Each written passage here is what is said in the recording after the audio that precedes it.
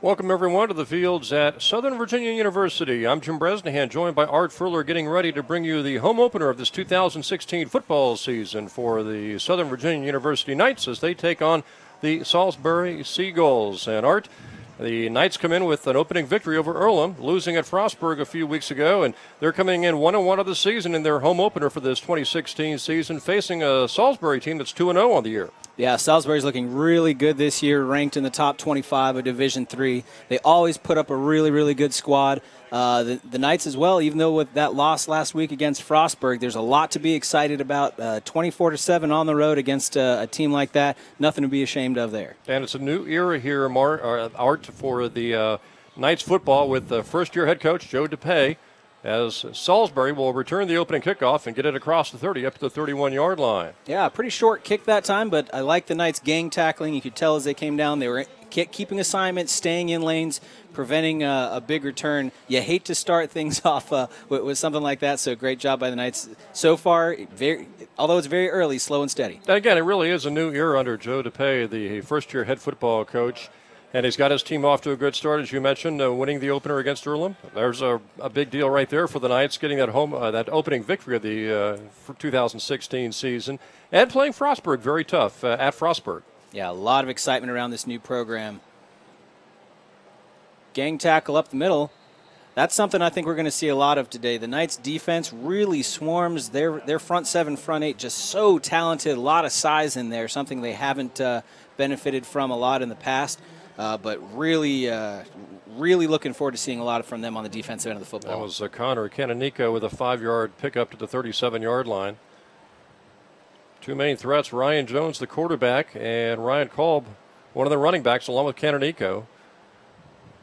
But unbelievably, Ryan Jones, the quarterback, is their top rusher. He's going to hand off again up the middle. Short gain that time. Great defensive push there by the Knights to limit that gain to only about 2 to 3 yards. Yeah, Coach DePay has really put a lot of emphasis on the defense. You can tell there's a lot of heads-up plays. That's something the Knights struggled with a little bit last year, as well as you get your head down, you get too locked into your assignment, you can't see where the ball's going. And I think, frankly, the Knights running the triple option, seeing that in practice against themselves, have really taught them they've got to play heads-up football. That's a big play here for the defense. Third down, about 2.5 to go for the Salisbury Seagulls. Let's see if they run or throw here. You got a man of motion. They hand it off to, pitch the left side. Good pitch, but a great play by the Knights secondary. Coming up to make the play was Richie Sparrow as he knocked Brad Curley to the ground. Very close to that first down marker. Looked like that was going to be a big gainer for Salisbury, but the Knights defense stopping that play, but not until the Salisbury ball carrier picked up enough yardage, just enough yardage, to get that first down up to the 42-yard line. Yeah, a little bit of a wild pitch, but gathered well. But like you said, great to get a stop. A first down is one thing, but you hate to see a man down as well. Looks like the Knights have a player still down. For the returning players, Art, you wonder how much last year's game was on their minds entering this game at home, this 2016 home opener. Gave up 91 points, of course, last year on the road to Salisbury. And for the returning players, you wonder how much that's on their mind, maybe for a revenge factor, perhaps. Oh, absolutely. I think revenge may be a little bit of a tall order. Like I said, Salisbury is a very, very good team, but I think they certainly feel the sting of last year still, and if they can keep this competitive and stay in this game, I think that'll be a huge moral victory going forward. So the ball at the 42, first and 10 Salisbury. They just picked up the game's first down. And Ryan Jones is the quarterback. He likes to run, but now he's going to throw on first and 10. Made a quick screen over to the right side. Pass is dropped by Canonico. Yeah, good pressure that time. The Knights really pushing up, forcing. Like I said, he likes to run, but he had nowhere to go there. Couldn't cut up through the middle. Pressure from the right-hand side, looks to dump it off. But I think that pressure is exactly why that ball gets underthrown, and all of a sudden you lose it down. In 2 games, Jones came in with 36 rushing attempts. Both these teams actually like to run the football. At least they have had that tendency in the first couple of games of the season. Yeah, and it doesn't always last that way throughout the entire season, but certainly to start off, you're absolutely right. So it's second and 10. Another man in motion. Handoff. It's going to be Jones, the quarterback, and he skips to the right side. Good gainer to the 43 of the Knights. Pushed out closer to the 42. And so the Seagulls now in Knights territory.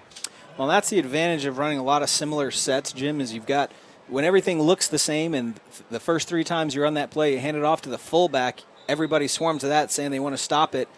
ends up being a keeper, looks exactly the same, but different man has the football. It's really advantageous as an offense. They mark Jones at the 41, so it's 1st and 10, Seagulls 41-yard line of the Knights. Knights looking for a big defensive stop here on Salisbury's first series of this football game. Play action. Jones fakes the pass. Fakes the pass and Fumble. fumbles the football on the ground.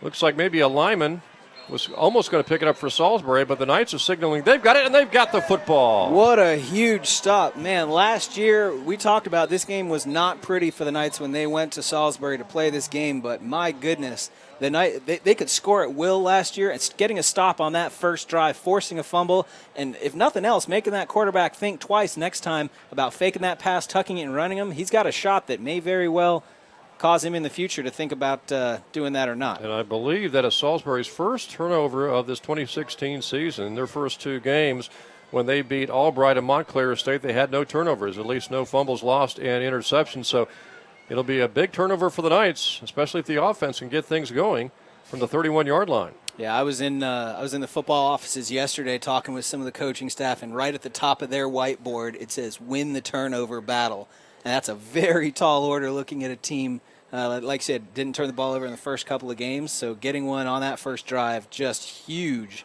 for Southern Virginia. Got to build your confidence. We talked a few seconds ago, Art, that this, in the first couple of games, is a Knights offense that likes to establish the running game. They've only thrown under 15 passes this season. Jones, the quarterback, pitches right side. Good gain on first down. Nice pickup. Going to be about a 4 to 5 yard pickup, Art, over the right side. Yeah, for those less familiar with the triple option, this is, generally speaking, at this level, it's not a super exciting thing to watch. It's more of the ground and pound and find your holes. If you can get 4 or 5 yards at play, that's really what they're looking for. And so just getting these small gains are really the bread and butter of what this offense does. Pick up of about 4. Sophomore quarterback is Ty Jones, under center this time. He'll pitch the ball. Got a penalty flag down. And the ball carrier is smacked down back at the 31-yard line. Let's see what this penalty flag's all about, though. Yeah, big hit in the backfield. Jones ran the option pretty well, but the Salisbury defense right there to make the play. Now we'll see what the penalty flag is all about. Offside. There you go. Big call there against the Seagulls. Should turn it down into a 2nd down and 1 and avoid that big loss. Yeah, Christian Wilson, the defensive back from Salisbury, made that big hit, and he's got to feel bad that he loses it now. He knows it. He still knows it happened, but it didn't affect the game at all because of the jump. Early here, Art, but a good start for the Knights with that turnover, and now the penalty for Salisbury bringing up 2nd down and short for the Knights. Yeah, if they can just move the chains a couple of times, get better field position, and just start building that confidence against this daunting of an opponent, the longer you can do that, the better. And Jones over the right side looks like he's got enough for a 1st down.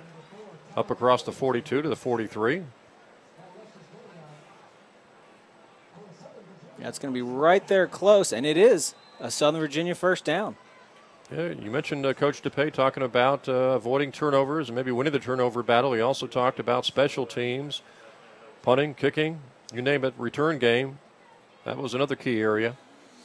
Well, that's something really you can tell Joe DePay is a smart guy because he's brought in a lot of talent around him to help in all 3 phases of the game. Jones going to throw over the middle, and it's picked off. Threw it behind the receiver, the 36-yard line. And there were a number of defenders in the area. And so a rare pass, at least here in this 2016 season for the Knights, and results in a turnover. And Salisbury's got the football right back. And now we'll see what the Knights defense can do if they can make another big stand here. Yeah, Jory Matherson making that interception.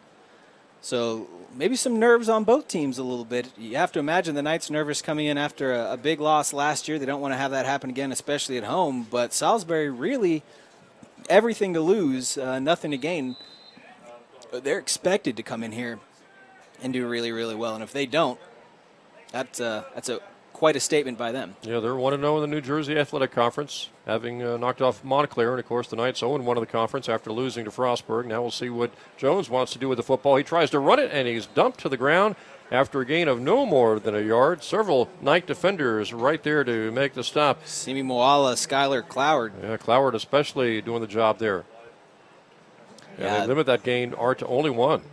Yep, really just plugging those holes, filling the gaps, doing whatever they can to make no room to run, force them to the outside. It's really assignment-based defense that the Knights are really doing well right now. 2nd and 9, 36-yard line. Jones has a man in motion. He's going to wing it left side, and he overthrows the intended receiver as he was trying to hit Sean Rowland down the left sidelines and just simply overthrew him. Now it's 3rd down and 9 for the Seagulls. Yeah, very long pass on a quick 3-step drop. That's a timing route. You have to have a very, very good relationship with your receiver as a quarterback because you're just trusting they're going to get there. That's a 3-step drop and put it on a dime, and either could have been contact at the line that slowed him down a little bit, maybe just a little overthrow, but that's a very precision pass. Coming into this football game, the Seagulls had only thrown 16 passes. The Knights had only thrown 11 passes in 2 games. 3rd and 9, 36-yard line. So you should see the clock run pretty quickly through this one. Bobbled by Jones. Pressure. He's going to be sacked, and he got away from the defender. Now he fires upfield, has his receiver at the 48-yard line. Wow. How did he get out of that sack? Yeah, and then you could tell the other defender on the outside there thinking the sack was going down and already kind of turning the head up. Really got to stick with it until you see the man hit the turf. You obviously don't want to overplay it. You don't want a late hit or anything like that, but play through the whistle for sure. A broken play ends up turning into a 1st down for the Seagulls at the 48. Near big defensive play by the Knights winds up as a 1st down for the Seagulls, and they have it 1st and 10 at their own 48-yard line.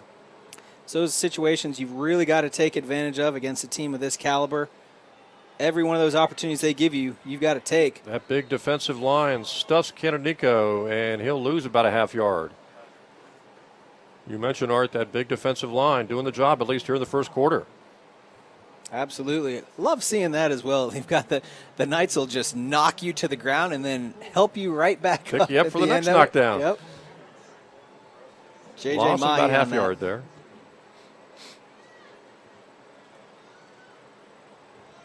So it's 2nd down and 10.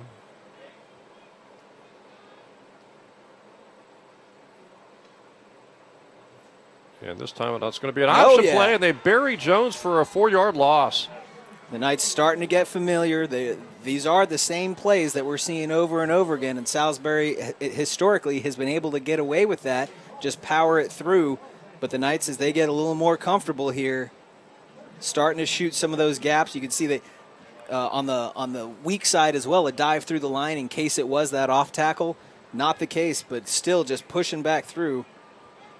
Knights defense really coming alive. Cloward with the big push along with 3 or 4 other Knights defenders to result in a 4-yard loss. So it's 3rd down, about 14 to go. 4 wide on this one as well. And Jones back to pressure. Here comes the pass rush. He gets out of the pocket. Nice move, but he's knocked to the ground. Great defensive play by the Knights that time as Joel Bergman got faked out, but still was able to get a hand around the ankle, Art, to knock down the quarterback and keep him from getting any further first downs. Yeah, great pressure. And one thing that is often overlooked is when you get pressure on a quarterback like that and he doesn't release the football, 9 times out of 10, it's because your secondary is doing a really good job. You're not giving him an option of where to go. So he tucks and runs, gets a few yards, but not enough to get a first down. And the Knights now 2 stops in a row, first forcing the fumble and now the punt. And now we'll see if special teams can come into play in a positive way for the Knights. Angled away from the return man. Headed towards the sidelines and rolls out around the 11 or 12-yard line, it looks like. Well, I'll tell you, if I would be willing to bet if I walked into Joe Dupay's office yesterday and said, by 6 minutes and 47 seconds left in the first quarter, when you kick off, you're still tied at 0-0, and by the way, you've gotten a takeaway, I think he'd be thrilled with it. I think he'd take it all day long. No question about it. Knights have got to be excited about how this game started.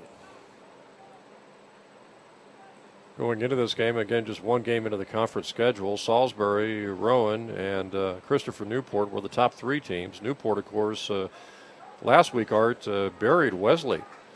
Mm-hmm. Yeah, it's a tough conference, top to bottom. Here's a pitch to Hanson. Sean Hanson going out the right sideline, and he was able to pick up maybe a yard around the end. Yeah, the offense from the Knights still very young, still learning a brand new system. That's a difficult thing as a new program. It's new, not only the coaching staff that have come together, haven't worked together in the past. It's a team, a lot of recruits that haven't worked together, but you put all that together with a new system, so even your veterans can't help introducing people and getting them familiar with that triple option. It takes a little while to get together. Yeah, Coach DePay's got lots of offensive weapons to rely on, not just Ty Jones, the quarterback, several running backs back there. Fry, Hanson, who we just saw. Jones looks like he's going to take it himself, pitches the ball at the last second around the end, and the Knights maybe picked up a yard before being forced out of bounds. Yeah, it looked like a Knight lost his footing in the backfield as well. And a flag as well. Offsides on the Seagulls, yeah. That's the second one of those. Boy, you're used to seeing false starts from time to time, but offsides is a pretty rare penalty these days. So 2 of them in the first quarter already by Salisbury. Really a big break for the Knights. Yeah, Salisbury, the team making mistakes during the first quarter. A couple of offsides penalties, and, of course, that fumble, too. Well, and we have to acknowledge as well, we've talked a little bit or alluded to the game last year. This was a 91-7 loss by the Knights last year. So tied at 0-0 here is a huge start. Second down and 4 after that 5-yard penalty. Straight handoff up the middle. Nope, kept by Jones, the quarterback, and he is dumped at the 15-yard line. Going to lose yardage and bring up a all-important 3rd down now for the Knights offense. Yeah, the defense holding strong and keeping them in the game, but the offense has got to come together and put some points on the board themselves in order to keep this a contest. Big number 43 there for the Knights. Folks will remember him from the basketball court at David Beatty. Yeah, David had a really good summer. A lot of workout, put on some weight there. I believe actually went to a combine, put up some pretty impressive numbers. And it's difficult to put a guy that tall out there, that athletically gifted, that can jump that high and not throw to him. Jones, hands straight off the middle, up the middle, and it goes across the 20. Good gain, actually, up to around the 21 or 22-yard line. So on a 3rd down, about 6 to go, Art, they ran the straight push up the middle. Yeah, a little bit more size in the offensive line. That's one area that the Knights have improved from last year, but maybe not as much as some other areas. It'll be interesting to see what they do on this. Oh, it is enough for a first down. It was a first down. Got it by about a yard or so, and that was a crucial pickup for the Knights. Yeah, it was. I was going to be curious. Even this tight to the back, I assume they would punt, but the Knights have already had a fake punt earlier this season in the Earlham game and got a first down off of it. No need to now, though. Jones under center. Slips and falls. The ball came loose. And it looks like the Knights still have it at around the 21-yard line. Jones on top of that ball. Well, Jones again, just a sophomore. Mm-hmm. This reminds me a lot of the Frostburg game last week. And, of course, there was an early score by Frostburg. There was a little bit of a special teams faux pas that opened that up. But besides that, it was very, very close early on, very low scoring. I think it was 12-0 at the half. Both teams seem really solid on defense, but both offenses struggling, as we see again this week. Loss of about 2, so it's 2nd down, almost 12 to go. The ball just across the 20-yard line. Jones, straight handoff up the middle. Good gain. Looks like that's going to pick up about 5 to 6 yards. Well, this is what I mean. It's not a super flashy offense. It's not this circus play kind of stuff. This is just your Stanford ground and pound, get a few yards, not necessarily a lot of fun to watch, but boy, is it effective if you can get that front push. And it keeps the Salisbury offense off the field with the ball control offense getting first downs. Very true, and gives your defense a little bit of rest as well, so that when they do get out there, they can swarm. It's another big difference versus last year. Give the defense a little bit of rest. More time Another big possession. play here, 3rd and 5, 27-yard line. Jones, the sophomore quarterback, under center, running the option. We've got flags flying. See if this maybe is some sort of motion before the snap of the ball. If it's another offsides against Salisbury, though, he would be very close to getting a first down, but it looks like it may go against the Knights here. Yeah, that's legal procedure. Yeah, it is unlikely in that scenario to be offsides unless it's full-blown encroachment or that they'd let the play go. Brings up a solid 3rd and 10 now for the Knights. Possibly a passing situation. Yeah, that's a huge difference. Third and 5 is pretty manageable. 3rd and 10 really limits your options a little bit. No pun intended. Again, going into this ball game, the Knights had only attempted 11 passes. They have a turnover earlier in the game on a pass play. Jones, option, pitch. Nice hole. 35-yard line. Arm. Great run all the way across the 40 to the 43 goes Bryant Phillips, and you got to credit both Bryant Phillips with the play there, picking up the first down on the carry. Big hole also around that left side arc, and nice pitch at just the right moment by Jones, the quarterback. Yeah, that's another one of those timing plays just run very, very well. And I'll tell you what's interesting. Bryant Phillips is a quarterback as well, so when I saw that pitch, I wondered if that wasn't kind of the halfback pass, and may very well have had that option there. But big hole, like you said, opened up. There's nothing better for as a running back or a quarterback as a receiver that can block. And so the Knights have a first down at their own 44-yard line. Pitch the other side to Lakeith Hopkins. Sandwiched and knocked down right at the line of scrimmage for no gain. Lakeith, of course, a senior. We've seen him in several big games. I remember back in 2013 watching him in the rain at VU of Lynchburg, and of course that was a big comeback victory for the Knights 3 years ago now. Yeah. Lakeith was only a freshman then. Yeah, that's one for the record books for sure. Certainly a memorable moment. Lakeith has done a lot over the years for Southern Virginia, and I really love seeing, despite so many changes both in the roster, the coaching staff, the system, it's great to see some of these guys stick around and contribute in different ways now. Big 2nd down and 10 play here for the Knights at their own 44-yard line. Scoreless first quarter. They go ground game to Fry right up the middle, picked up 2 to the 46, and then gang tackled. Yeah, just stood up there in the middle. One other thing that's impressive to see the Knights this year as opposed to in the past, you could see as soon as Fry got to middle there, that's 2 arms. One above, one below, drop the shoulder and push. None of this hanging it out there like a loaf of bread thing. No. Fumbles were a big issue last year. The Knights doing a lot better in that regard now. Fumbles kill that ball control offense. I'm sure Coach DePay has stressed that throughout the preseason. No doubt. And now it's a big 3rd and 8 play here for the Knights at the 46-yard line of Southern Virginia. Scoreless first quarter. Yeah, converted on 3rd and 10. Let's see if they can have some magic again. They go with the option, and Jones tries to cut it in and gets maybe a yard or two. Should bring up 4th down, about 6 to go. Still, the Knights going to punt here and do a great job in this first quarter. Offense controlling the ball, defense shutting down Salisbury. And it's going to be a scoreless first quarter, it looks like, Art.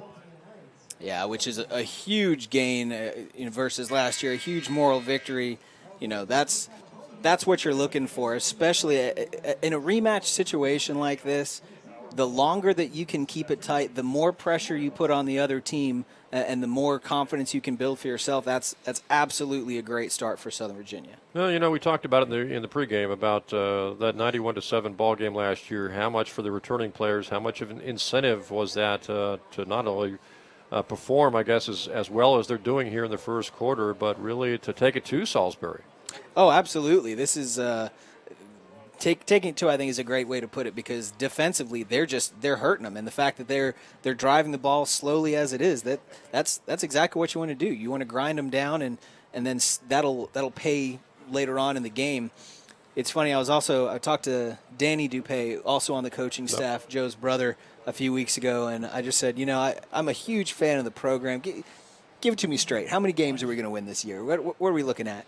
And he kind of smiled and he said, Art, I don't know how many we're going to win, but we're not going to lose any by 84. There you go. I think even though no one from this coaching staff except Matt Edwards was here for that game last year, they come to this school and immediately feel upset about what happened on a team they weren't even on at the time. They feel that urgency and want to come in and do what they can, and I think that's what makes a great team. So to start the second period, it'll be Southern Virginia with the punt on a 4th down and 6 play.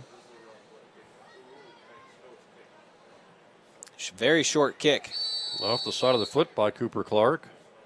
Sailing out of bounds, but Salisbury should have it in decent shape.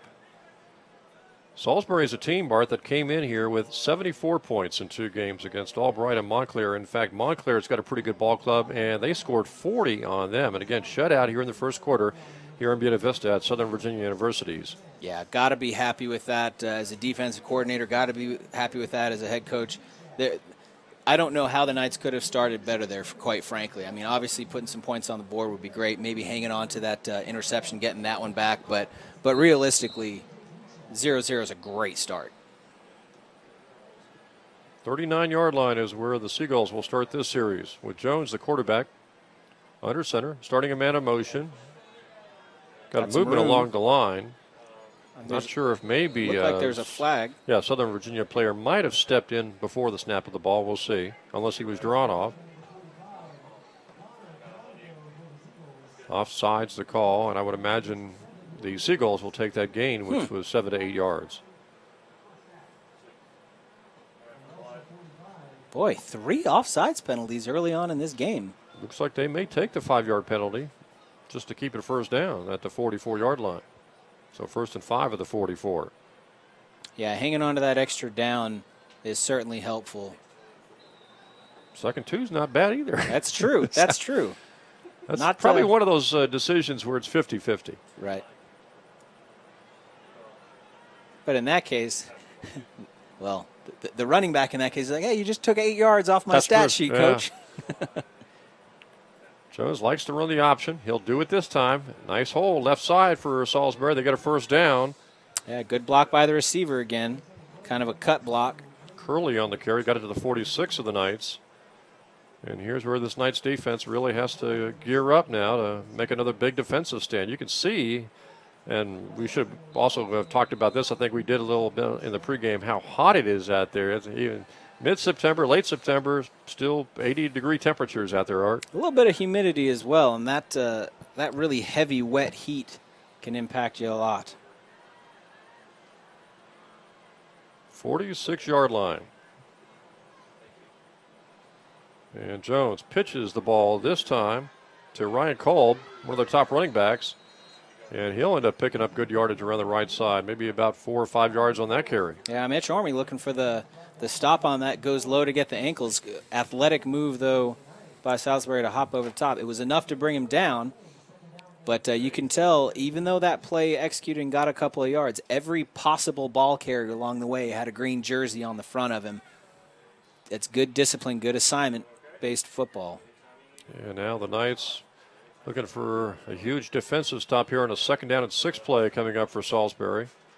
In Knights territory, the 42-yard line. Canonico, big fullback up the middle, dive play. Not much there, but he got across the 40. It looks like to the 39, which would leave Salisbury looking at 3rd and short, maybe about 3rd and 3. And this obviously should be probably for Salisbury here 4-down territory. So they've got 2 shots at making 3.5 yards. Yeah, that would have been a first down if not for, again, Skylar Cloud, freshman defensive lineman out of Grantsville, Utah. Just comes right at him, ties him up on the shoelaces, and gets that stumble. If not for that, that would be at least a first down, if not more. Yeah, that front line of the Knights defense doing a great job here, really throughout the first half. 3rd down 3. Jones on the option, left side. He may go. Flag. There is a flag. It's going to come back probably on a blocking penalty. This could be some sort of hold here, Art. And the way he had the open field, unless that's the reason he had the open field, you wonder if that's one of those penalties on the Seagulls, ill-advised penalties, to say the least. Yeah, to bring back a really long gain. Very effective fake, too, that he made to the fullback diving ahead, yeah. Well, again, we've seen that play where they do give the handoff to the fullback so many times. So it's a chop block.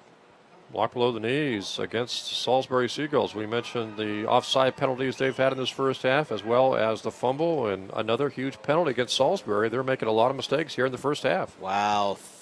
And what would have been, so like you said, Jim, assume that block doesn't happen. You get a 12, 15, 20-yard gain maybe. 1st and 10 in the red zone, and instead you get backed up to all of a sudden 3rd and 18. And you never know if that block was absolutely necessary. Yeah, it could have taken it to the house anyway. Yep. You're right. You're right. Instead, now it's 3rd and 18. Knights get a big break on the Salisbury mistake, the penalty. And we'll see if they can take advantage, because right now it's not really, I don't think, Art 4-down territory unless Salisbury picks up some positive yardage. Yeah, Salisbury has not had an 18-yard play today. Oh, it's 3rd and 10 now. Yeah, 3rd and 10 back at the 46. Jones is going to pitch the ball to Kolb, and he gets around the end, and there's another flag down, and another gain is going to be probably wiped out. Yeah, it looked like a block in the back. We'll see what the official call is, but... And I think that's the reason he got around the end. Yeah. Boy, if they keep this up, it's going to keep marching back towards the other end zone. 5 or 6 more plays, we may be looking for a safety, Jim. Yeah, it's going to probably be almost 3rd down, about 20 to go with that blocking penalty. So it's a hold. 2 penalties on the play. 1 is declined, the hold. They'll take the spot foul, I would imagine, Art, which will march them back a little further. And it is going to make it about 3rd down, almost 20 to go now for Salisbury. Wow. Yeah, that's just... It's those penalties. And you would expect a team like Salisbury to play more disciplined, frankly. I mean, they're certainly capable of it. That's a really... As a coach, as basically any of the other 10 guys on the field with you, that's got to be really frustrating. 3rd and 20 now for the Seagulls. And lest we forget, 2 plays ago it was 3rd and 3. 44-yard line. This time Jones wants to throw. Going to air it out. Overthrows the receiver off the hands of the defender, which was a Sparrow. And so now it is definitely a punting situation here for the Seagulls. So the Seagulls go from, as you mentioned, Art, perhaps 6 points, and certainly without question, having the ball deep in SVU territory with all those penalties. Everything is pushed back now, and now they're forced to punt. Well, and you could tell Sparrow has a lot of experience as well. He put a hand out for that. I think if he really hustled, he probably could have picked that off. But if you do, well, it's not much of a gain. It's a 30-yard pass down the field, and it's 4th down anyway. Tell you one thing, when some of the other coaches through the NJAC take a look at this score, especially if it stays this way to halftime, as far as Salisbury being blanked on the scoreboard, that's going to send some shocks through the rest of the NJAC teams. I've already gotten 2 texts from people around the league who've said 0-0 start? ? Are you guys delayed? Yeah, it's like, oh, wait. Or yeah, I'm surprised we haven't gotten a suggestion, oh, your scoreboard's not working, or the person that's reporting your stats is doing this incorrectly. No, that is correct. Well, going in, Coach DePay really probably was looking at a couple of things, and one was special teams, and another was ball control. Keep Salisbury's offense off the field, and obviously turnovers, as you mentioned, was a 3rd key, Art, and all of that is working out for the Knights' way here in the first half. It is. There's a penalty on that one, though. I believe it was against the Knights. 4th and 20. Yeah, they're not actually moving the ball. I think it was I thought it was too many men on the field.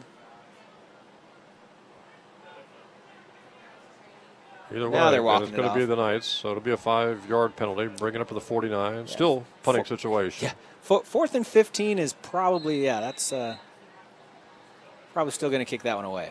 Here's where the Knights would love to get a big return.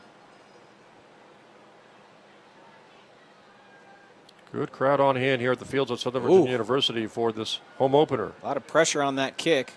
Fair catch made. Nope. And that was a fair catch. He was tackled. And that might be the penalty, another penalty on Salisbury potentially. Trying to whoa. That was Jory Matherson who was down there. I thought he signaled for a fair catch, Art. And if that was the case and he got hit, obviously penalty on Salisbury. The back judge very clearly signaled that's Southern Virginia football. It's got to be at least a halo violation. Yeah. Yep. Penalty on Salisbury. They are really racking up the penalty yardages here in the first half, the Seagulls are. Well, and the Knights will take it every single time. little things like that certainly add up. And the Knights, they've been the beneficiaries of some of those, which have helped gotten first downs, helped kept drives alive, and in this case, will bring it forward significantly, give them some better field yards position. And turns. That's a huge difference, Art. 11-yard line all the way to your, basically your 31-yard line. Yeah, it lets you open up the playbook significantly more. Jones, straight handoff, left side, maybe a couple. I'm sure the Knights on that first down carry, something like that, they'd love to get 4 or 5 yards, at least 3 to 4 instead of 2, but they'll take 2. Trying to get it first downs, and again, trying to run clock here and keep the Seagulls offense off the field. Yeah, better just keep moving in that direction. Little chunks here and there certainly add up. And frankly, I wonder if we're not seeing more penalties from Salisbury, because there's a good chance they overlook this game looking on to next week, and they're like, wait a second, what's going on here? Hey, Jones wants to throw, pressured, and he is sacked back at the 24-yard line. Looked like he was going to get away there for just a split second, and then got swarmed under. Turns it into a 3rd and long play now for the Knights. So the Knights were trying maybe to look downfield on a 2nd down and 8, and instead now it's going to be 3rd down, about 18 to go. Yeah, a long chunk of yards there, and especially the issue now is 3rd and 16 or so is not typically known as a running down. But after that last pass attempt, it's you have to wonder if they're going to go back to the air or try something on the ground. You see Beatty going out to the left there, and Brian Lorenzen. Yeah, David Beatty right. has a size and athleticism advantage over anybody on that field. Jones going to run the option, try the left side, cut it back in, and good gain up to the 34-yard line. Still 7 yards shy of the first down marker, so the Knights will have to punt here with the clock under 10 minutes to go till halftime. I'm sure Coach DePay would also be the first to tell you, hey, we just don't want to compete in these NJAC games. We want to win them.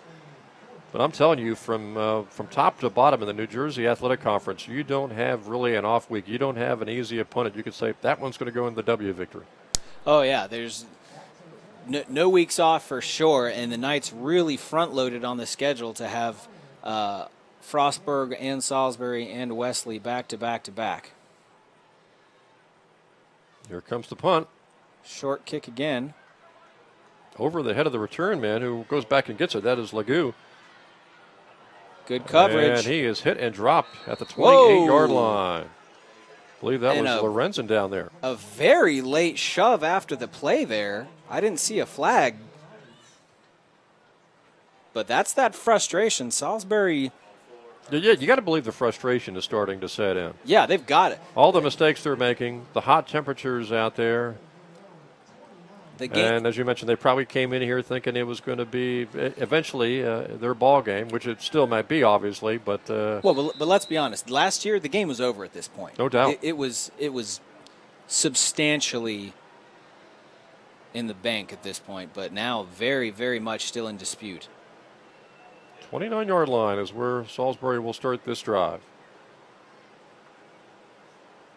And the pitch.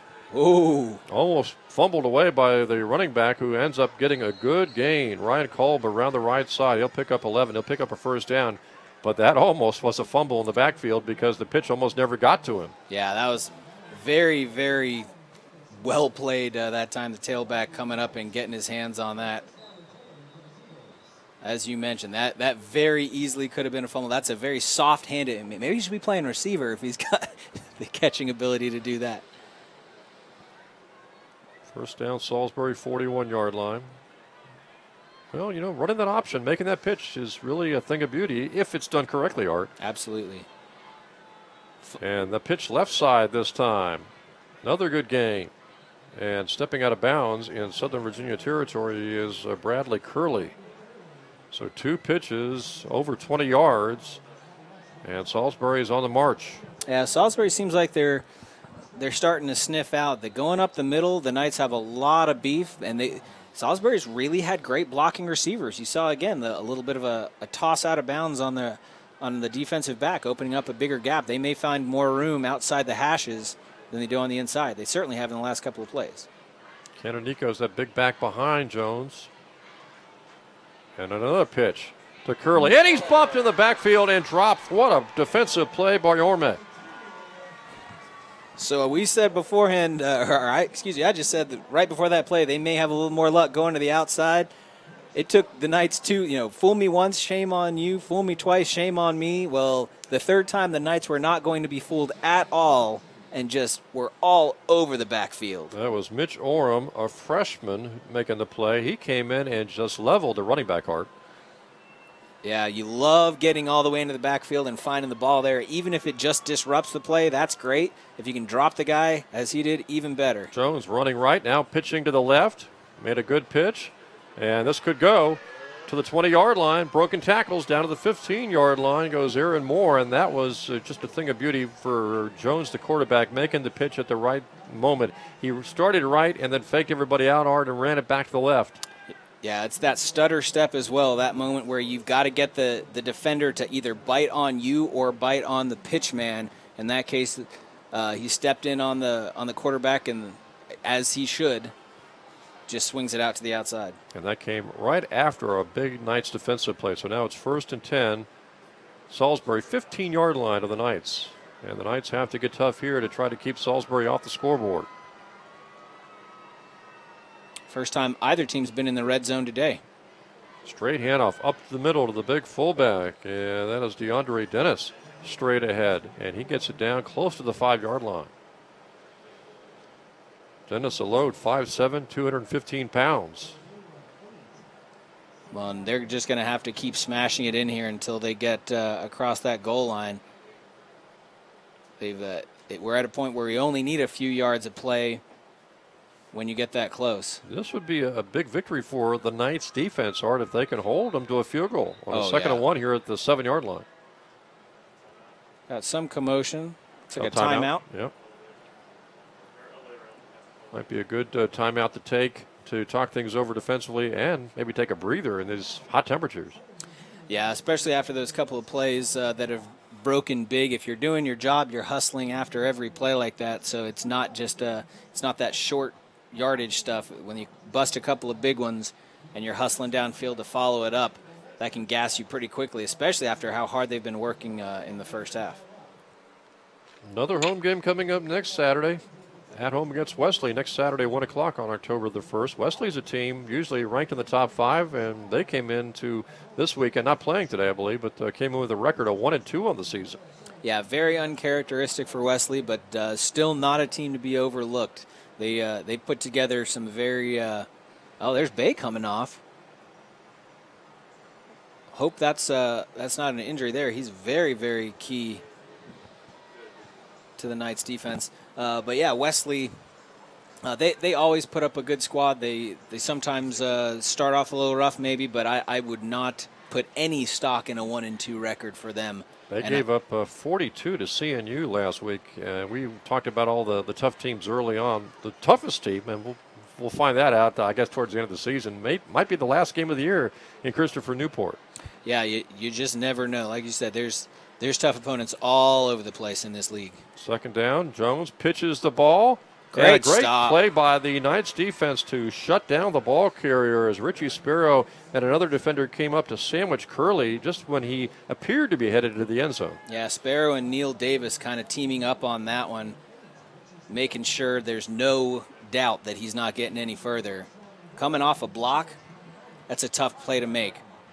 So now it is 1st and goals. They have the ball at the 5-yard line. And here's where the Knights defense has to rise to the occasion. And to do that, you would almost really, hopefully, get a negative play here. Negative yardage play. Pitch to Kolb. A lot of defenders. There's a flag down.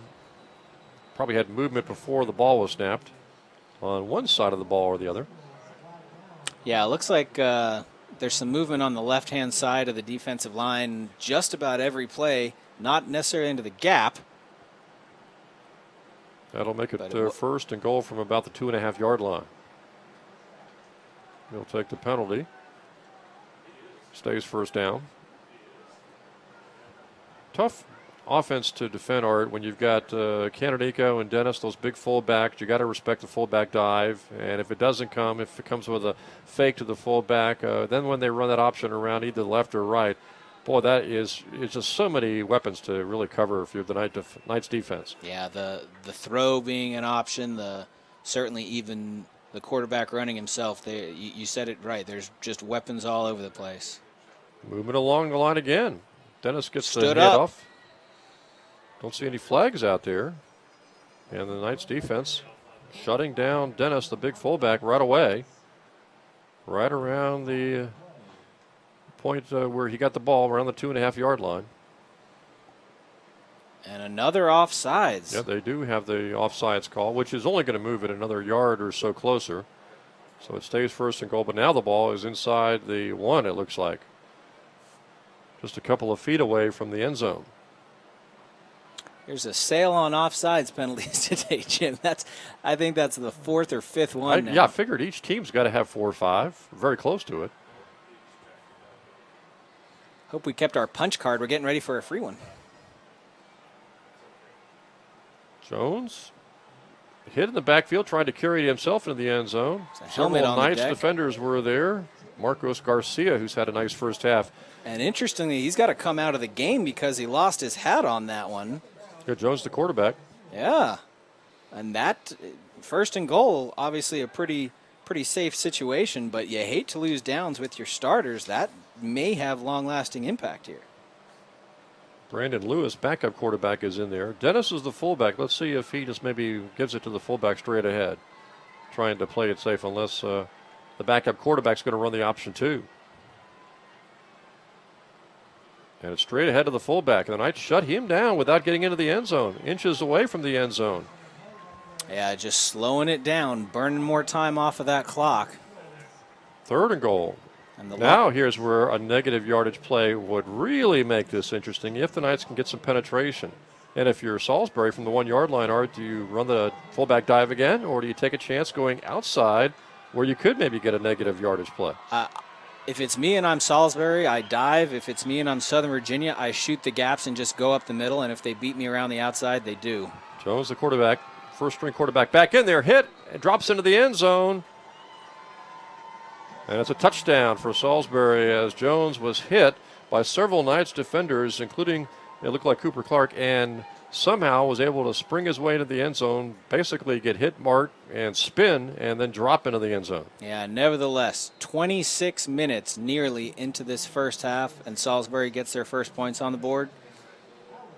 Like you said, Joe DuPay would love to win every single game. I think that's his focus, but I think if you'd have told him 26 minutes, you're going to hold him scoreless, he'd be very excited by it. The extra point try on its way, good. And so Salisbury's got a 7-0 lead. And again, just their first touchdown, first points.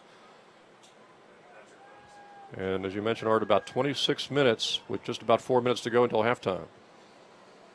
So now the question is, can the Knights answer offensively? Their defense has done really well. Giving up 7 to this point is I think, better than most people expected. To be honest, it's better than I expected, and I had high hopes for this game. So the question is, can the offense put something together?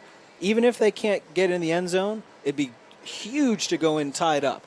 But even if they can't, if they can just burn this last 4 minutes, go in down 7, receive at halftime, and have that other opportunity, that would be a momentum shift that is just you can't buy. Just got to establish that running game, get some first downs. And as you mentioned, just a few first downs will run the clock out in this first half. But I'm sure Coach DuPay would love to find a way to get the ball in the end zone, or at least get a field goal before halftime. Yeah, some points on the board. And it is quite warm, like you said, but you can't beat that view up here. Just a beautiful, beautiful skyline, Jim. And these facilities, of course, here at the fields at Southern Virginia University are being improved, and that's going to really make for a bigger and better facility here in the near future as the run back gets it across the 23-yard line by the Knights. Morgan Smith on the return, and now the Knights are in business and trying, if nothing else, Art, to get a few first downs, keep Salisbury off the field for the remainder of this first half. Absolutely.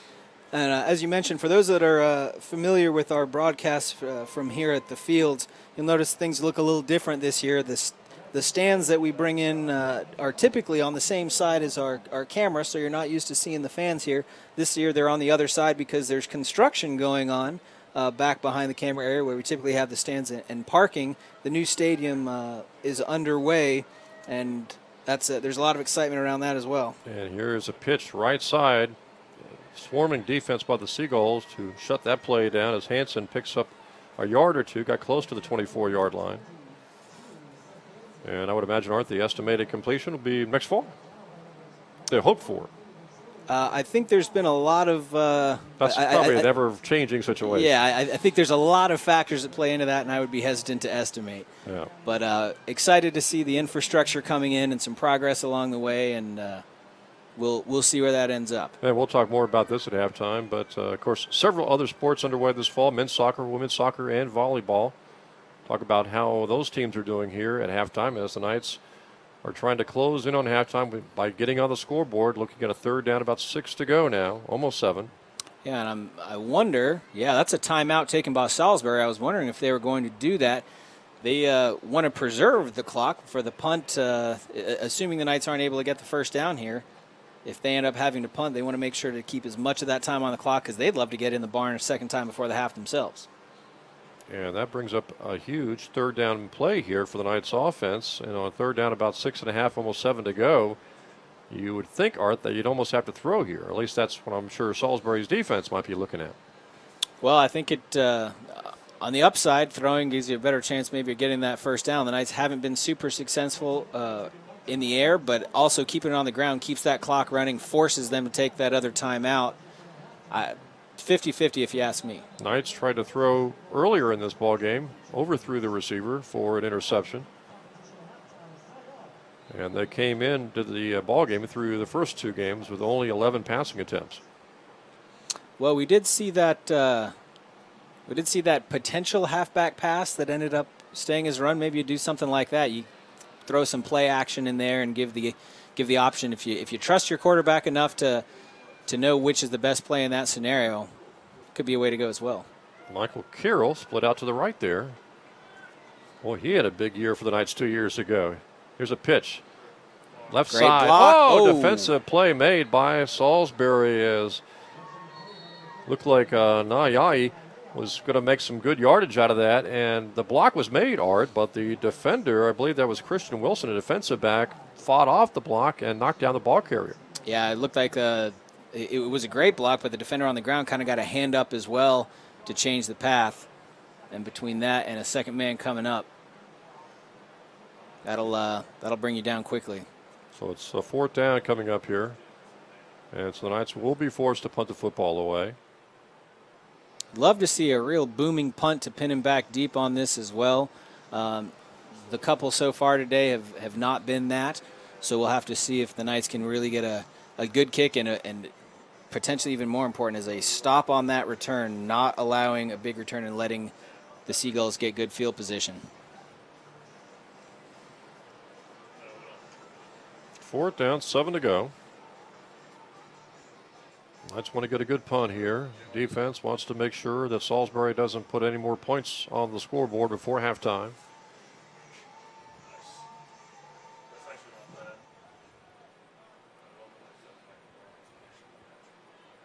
Knights also trying to prevent the big return on this punt.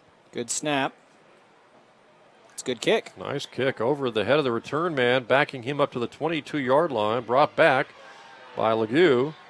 Knights with good coverage down there, limiting the return to only about 6 or 7 yards. Yeah, you hear a lot of talk in football these days about all 3 phases of the game, and this is one area where the Knights have really improved from last season to this season is special teams. Not only was it a good kick, but, man, the assignments were just spot on, people coming down there. You pick up the first block, the man shifts back, there's already 2 people there. You've got outside contain, you've got inside protect. Yeah, make sure all the lanes are covered. Yep. So Salisbury's got a 31-yard line. Special teams have done everything they can in that scenario to set up the defense for success for the rest of this first half. Salisbury probably has enough time on the clock here, Art, to really keep on focusing on that running game, although Jones is going to throw on first down, has his receiver, And that is going to be about an 8-yard pickup. Yeah, Joshua Christopher making the stop on that. Yeah, good job by Joshua to not let the receiver get away from him. Yeah, arm tackling was an issue as well that the Knights have really improved. Form tackling, wrapping up. Second down and 8. Pitch left side. Big gainer for Curley all the way down to the 32-yard line. Yeah, the Knights look a little gassed there in the backfield. Everyone was filling their assignment, but maybe at 3/4 speed. They've got to stick around for another 2 minutes. They can get a breather there, but not the time to be taking a play off. So with the ball at the 31, suddenly Salisbury's got plenty of time to work with 2 minutes, under 2 minutes to go now.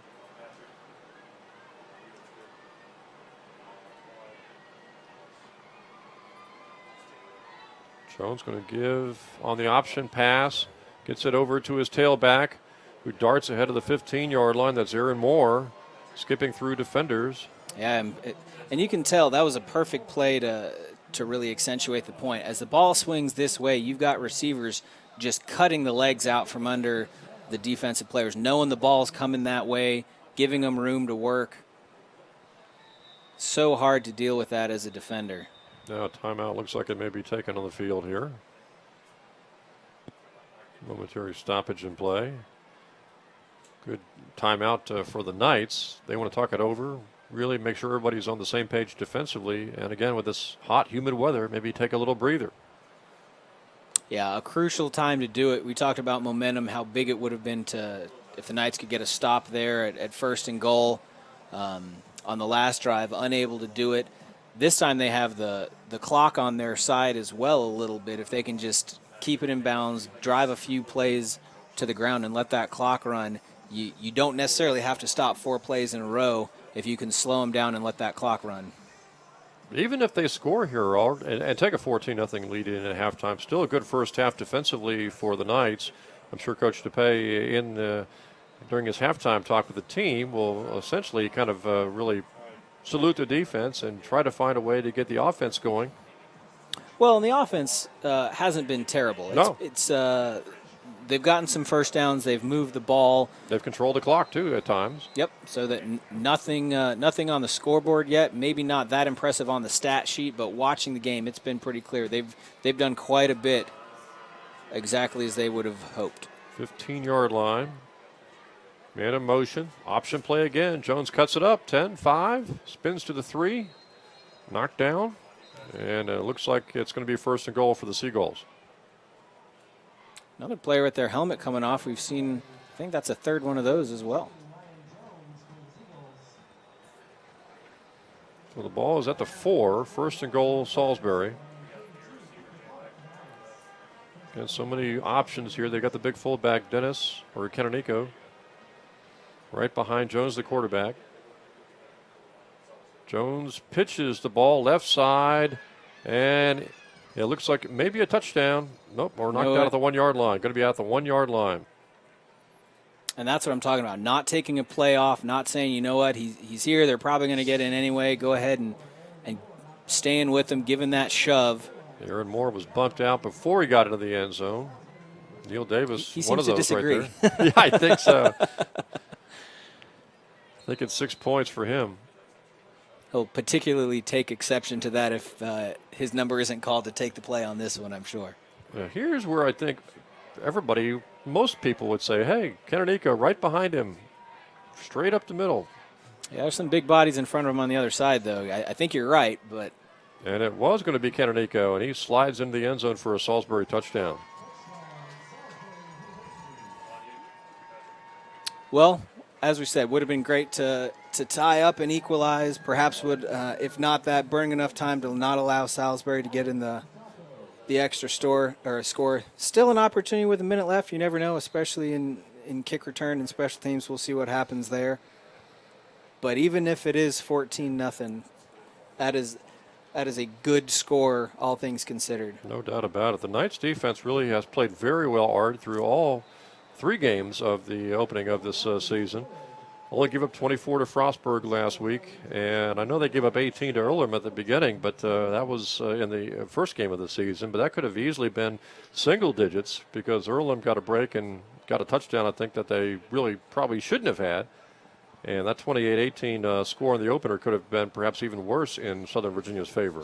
Well, and even if you look at Earlham, that they were, or excuse me, if you look at, wow, I just totally lost my mind. There's a safety involved there, which with Frostburg that changes things up just a little bit. Also, there was a special teams breakdown that really put the defense in a difficult situation. So I would give them a little bit of a curve on their grade there as far as defensively. So they did even better than that 24-point loss looks last week. Now, they've really worked on some of the deficiencies from last year. You've talked about a few of them here in the first half. And another one I remember, like going into halftime in the final few minutes of the second quarter, maybe at times with just a minute to go, they had the tendency last year 2 or 3 times to give up the big bomb for touchdowns. Oh, absolutely. And that's one thing we've not seen at all from the Knights this season is getting beaten deep. And that'll just kill you both on the scoreboard and also just emotionally to give something like that up. Knights getting the ball on the return almost to the 15-yard line. Good coverage by the Seagulls. It's also worth mentioning a lot of the names that we've called today, a lot of the numbers of people really having a lot of impact, a lot of them are freshmen. And that bodes well for the future of the program. It's a very difficult thing to come in to a football team like this and change things overnight from one season to the next. It's all about the direction that it's trending in.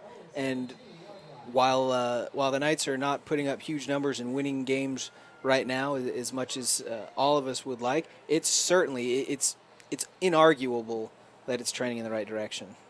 First down play, option play for the Knights. Goes a lot to of room. Riley, big hole, 30, 40-yard line. Good cutback, 50, and all the way to the 47-yard line of the Seagulls goes Shea Reed. And you mentioned freshman. There's a freshman right there with a great move around the right side, Art, all the way to the 47 of the Seagulls. And a smart play as well. As soon as he hit the turf, you saw him. He hopped up. He's waving the football, looking for the ref, saying, hey, we want to get back on the ball. Let's go, let's go.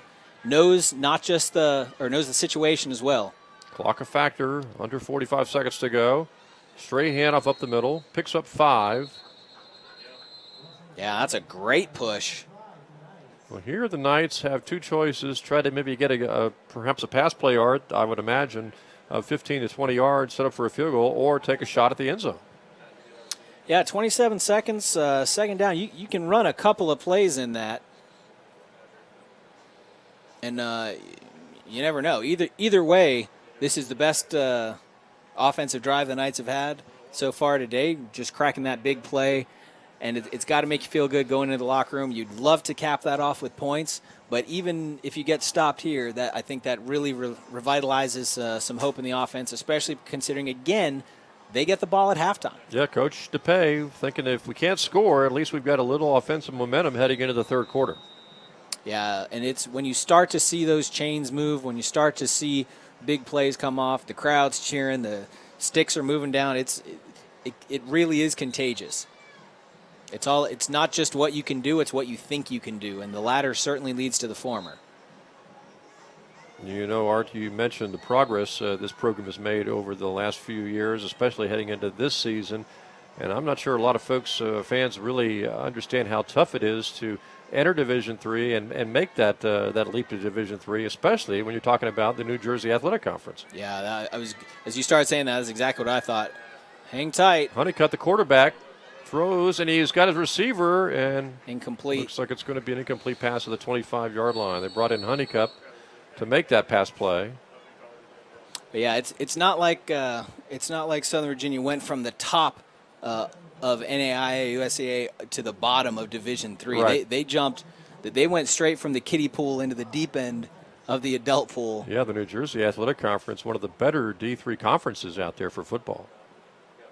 Yeah, certainly.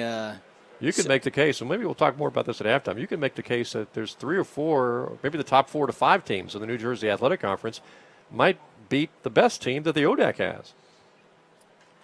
You know, if you'd like to make that comparison, I say go for it. I've got some friends at schools like that if they're listening, I might get in trouble, but I would not argue that point with you, Jim. Honeycutt to throw, left side, and overthrows. Well, you look at some of these non-conference scores that involve New Jersey Athletic Conference teams, namely like a Christopher Newport when they play Hampton-Sydney, or perhaps maybe a Shenandoah. And well, I'll tell you, the New Jersey Athletic Conference seems to come out ahead. Yeah, it's certainly close enough that the argument can be made. The gap is not there as much as you would think it is. So Honeycutt has thrown 2 bombs down the left sidelines. I like to see the aggressiveness, though. I like to see we're not going to go gently into that good night and lay down and say, 14-0's good. It's, 14-0 okay, but we might as well take a shot to make it at 14-7. Honeycutt stays out there. See if he throws again here. And he will. He's got time. Good protection. Now the pressure's on, and he's sacked back at the 47. Pocket broke down just as he was starting to set up and look down the right sideline that time. Well, that's such a difficult situation as an offensive lineman. They know you're coming at them. They know you're shooting for the end zone, because even if you're not, a run is likely going to get 5. You can give up 5, 10, 15 yards on that and really not do any damage to yourself. So when you know there's a quarterback coming, or the quarterback sitting back there, you know he's got to take a few seconds to air it out and get it that far down the field. They're just licking their chops coming after a quarterback. Knight's going to go ahead and punt here. Or, no, now it's 4th down, and Salisbury takes it over at the 48 of Southern Virginia with just under 10 seconds to go here, Art. If you're the Seagulls, do you take a shot at the end zone? Oh, I think they do. It's either that or they run something gimmick. They run one of those wide sweeps. They've got some options. Jones wants to throw right sideline. Bombs it over the receiver, right into the receiver's hands, and it's a touchdown. Well, Art, we talked about that being a problem last year, and that was a perfect pass to Damian King. It looked, and originally that pass was going to sail over his head, but it stayed and floated a little bit towards him, and King made the grab. Knights had one-on-one coverage over there, and now 20-0. Yeah, that's a little bit of a defensive breakdown for sure. If you're out there on the edge with a secondary, you have to know the situation. You have to know 8 seconds. There's one play, and if it doesn't find the end zone, of course, a guy can catch 15 to 20-yard pass and then yards after catch get to the end zone. And usually if that play is going to work, it's going to be some sort of fly pattern. Yeah. Deep is the deepest man, and then some has got to be your mentality there. So that's certainly disheartening. All in all, 21. It's still not terrible, but I think the Knights will definitely regret that last defensive series. Salisbury scoring twice here, Art, in the last 3 to 4 minutes, when it appeared this game could well have been a 7-0 game at halftime. Yeah, definitely. So you still have some confidence. You're still happy about how it went generally. The big concern, I think, is 0-0 in the first quarter, but then letting the Seagulls tack 21 on you in the second, it's got to be a little bit concerning. We'll see how the Knights are able to adjust at halftime and come out and react in the third. So it's 21-0 Salisbury at halftime. And Salisbury is a team that came in with a record of 2-0 on the season. The Knights came in 1-1 on the season. And the Knights will be at home, of course, next Saturday, taking on Wesley next Saturday, 1 o'clock. Yeah, so you hate to look past this game and say, okay, what does this mean for the rest of the season? Certainly you can't do it as a coach. Certainly you can't do it as a player. I think right now it's focusing on this game. There are certainly long-lasting implications, but at this point it's all about what's going on today, what's going on for the next 30 minutes of football. Good chance here, Art, while we're at halftime, to talk about some of the other sports that we mentioned a few minutes ago. Men's soccer 2-5 on the season. Playing at Salisbury today, and they've got games coming up in the coming week or so, including home to Penn State Harrisburg next Saturday at 5:30. Yeah, men's soccer's had some really tough opponents so far this year, so it's a little bit of a slow start for them, but certainly expect to see that buck up as the season goes along. And the offense has picked it up a little bit here in this 2016 season for soccer. It has. That's another one of those programs that have had some leadership changes in the last few years. Josh Patino really knows what he's doing coming in. It takes some time for that to take effect as well, and we're starting to see the fruition of some of the investments he's made. And women's soccer, 3-4 on the year. They're playing at Salisbury today, and next Saturday they will be also hosting Penn State Harrisburg. That'll be next Saturday night at 8 o'clock. So you got a triple header with football and then soccer back-to-back. Yeah, and change there as well. Kenzie Cox, a familiar name to folks that have watched women's soccer over the years, now taking the coaching job there. Great to see players stick around after they graduate and still contribute to the success of the program. Yeah, volleyball 2-7 on the season after beating Randolph 3-1 on Friday. And they're playing at Bridgewater today. Emory and Henry in Bridgewater in a double match. And then they've got a very busy week coming up in the next few days. Art, Tuesday night, Eastern Mennonite, Wednesday night, playing Mary Washington, and next Friday, hosting CNU. Yeah, and we should also reference as well, this is the Southern Virginia dance team out there performing right now. They are also an official athletic sport here at Southern Virginia as well, and a new change there.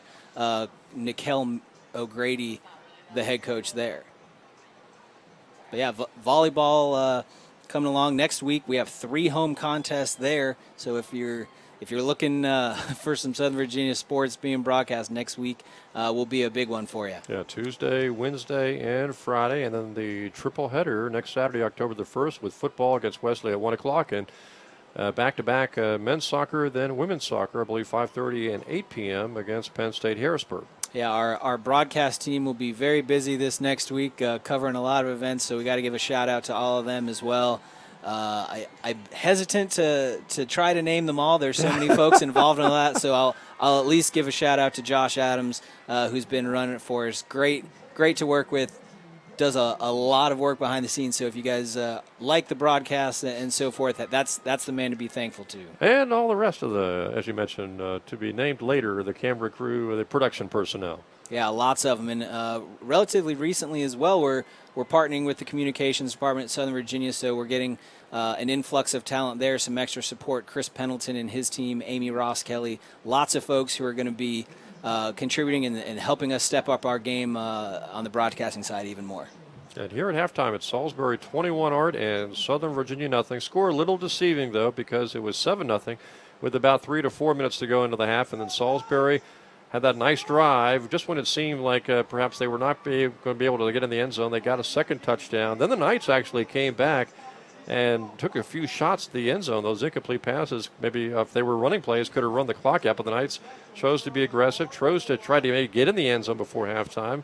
And as a result of that, they gave up the big play right before halftime, the big touchdown pass that makes it a 3-score game at halftime. Yeah, that's the trade-off. When you go high risk, high reward, you also have the option in that scenario, the possibility of running clock and giving it back.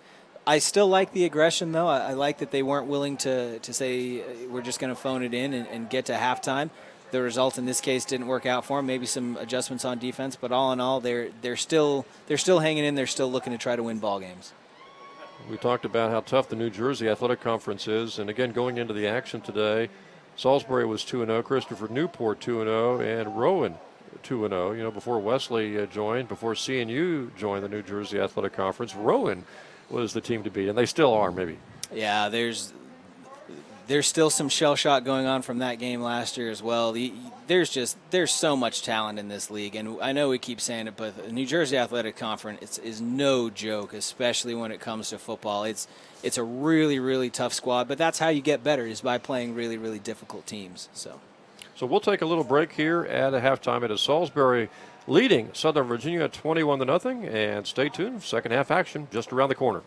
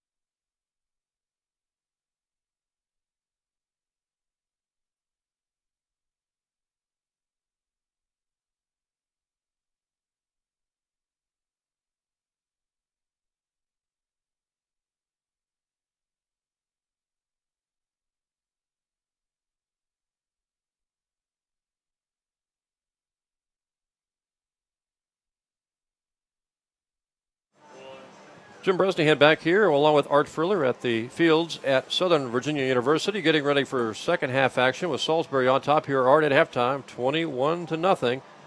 And again, that score a little deceiving, as we mentioned, because it was 7-0. It was about 3 minutes to go, but Salisbury scored a second touchdown. Then the Knights were driving, trying to get into the end zone before halftime, threw a couple of passes, which stopped the clock, obviously. And then with, I think, 8 seconds to go, Salisbury struck with the big touchdown pass. We were talking about that earlier in the first half. That was something we saw a couple of times last year, under a minute to go. And the team throwing the desperation bomb and connecting on it, the opposition. And it didn't look like that was going to happen this time, but they simply put through the fly pattern down the right sideline, Salisbury did. And it was a perfect pass because the defender was within fingertips of getting his hands on the ball, and the ball sailed right over the defender, right to the receiver, who at that point walked into the end zone. Yeah, it was a great throw, and I guess you really have to look at it that football is – there's a group of sports where one breakdown at one time can have a massive impact on the game. Soccer, giving up one goal is a huge thing. Oh, yeah. But you've also got volleyball, you've got basketball. At one point, okay, you make it up on the next play. That's really hard to do in football. So you're talking about the score being deceptive. Frankly, I think it's even more deceptive than that because at 6 minutes left in the first half, it was still 0-0. That's true. So they piled those 3 touchdowns in very, very quickly. So the Knights really halftime, I think, couldn't come soon enough for them. They'd played so well in the first quarter and in the first half of the second, and then it's starting to catch up with them just a little bit. We'll see how they were able to reset at the half and see how they come out starting here in the third quarter. Yeah, if you'd have gone into this ball game maybe a couple of days ago and said 21-0 at halftime and the defense is playing good, Coach DePay might feel pretty good about that. With 6 minutes to go, as you mentioned, in the second quarter, and it's 0-0, and then you tell them it's 21-0, maybe not so good. Yeah, that's a sharp change. We'll have to see if they can reset and hopefully right the ship. And the Knights fumble the football to the 5-yard line, pick it up, and get out of a couple of tackles and get it across the 15-yard line. John Harris, I believe, on the return. He's another guy that we've seen in the past couple of years. He's only a junior. Yeah, not a very big guy, but very, very tough to get a hold of. And he was able to get past the first couple of tackles before they got him. Yeah, avoiding disaster. When that ball goes through your hands at that kind of velocity and just the shape of a football, it can go all kinds of directions. Luckily, it bounces right back to him. He's able to gather and then also tack some yards on. That could have been a lot worse, but obviously not an ideal start. Fry is the fullback or tailback, and it's going to be a pitch to the right side to Phillips, former quarterback, and he gets a good gain around the right side. He'll pick up at least 5, it looks like. Yeah, great start. We saw some signs of life from the Knights' offense at the end of the first half there. Good to see that they've picked up right where they left off with some big gains. If they can just start getting some momentum here offensively, they can close this gap here pretty quickly. 21 is certainly not insurmountable with a half to play. Phillips picked up almost 6, so it's second down, 4 to go. We're on the option left side this time. Good block on the end by Michael Carroll. Held up the defensive back for a little while as the running back, Solavali, was able to get across the 25, it looks like. Yeah, there's a few little nuances like that are difficult for this offense that it just takes a little while to pick up. So in that case, Carroll blocks his man to the outside, but the running back cuts back. That way there's just very finely tuned details like that, which you can see Salisbury's been running this for a long time because those blocks are exactly where they need to. There's tough blocks to make, too, because you want to get the defender out of the way, but you don't want to pick up some sort of block in the back penalty. Right. You have to put them exactly where you need them, and not only that, your back coming behind you has to know exactly where they're going to be as well. Third and short, 23-yard line. Option right this time. Now Jones cuts it back inside. Ty Jones, the sophomore quarterback, got it across the 25, but they needed, I believe, 4 yards, so it's 4th down coming up. Yeah, Jones, tough guy as well. First game of the season against Earlham actually comes out shoulder separation and was back in last week. You can tell he really wants to be out there on the field. So the Knights will be forced to punt on a 4th down at short, deep in their own end at the 25-yard line. Not going to go for it on a 4th and 1. Yeah, 4th and 1 is one thing. 4th and 1 on your own 25 is another. We have seen a fake before. We will not see another one. Nice kick. Straight on the line, though, to the return man, Legue. And he gets across the 45 and go around the 46-yard line. I've been really impressed by the punt coverage. I mentioned it on the last time the Knights fired one down there, but Brian Lorenzen going down, making the tackle, helping his man right back up. But there's been a lot of breakdowns historically for the Knights on special teams on punts. Not so this time. Lorenzen, another familiar name, senior wide receiver. Holding call against Salisbury. They certainly piled up the penalty yardage in the first half, but thanks to those late touchdowns, they still have the 21-point lead. Yeah, we talked about picking up where they left off. Just tacking on some more.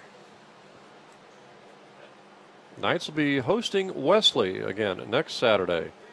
Triple header with football at 1 o'clock, men's soccer 5:30, women's soccer at 8 p.m. And following that, the Knights go on the road to Montclair on October the 8th and back-to-back home games against Rowan and William Patterson on the 15th and the 22nd being homecoming.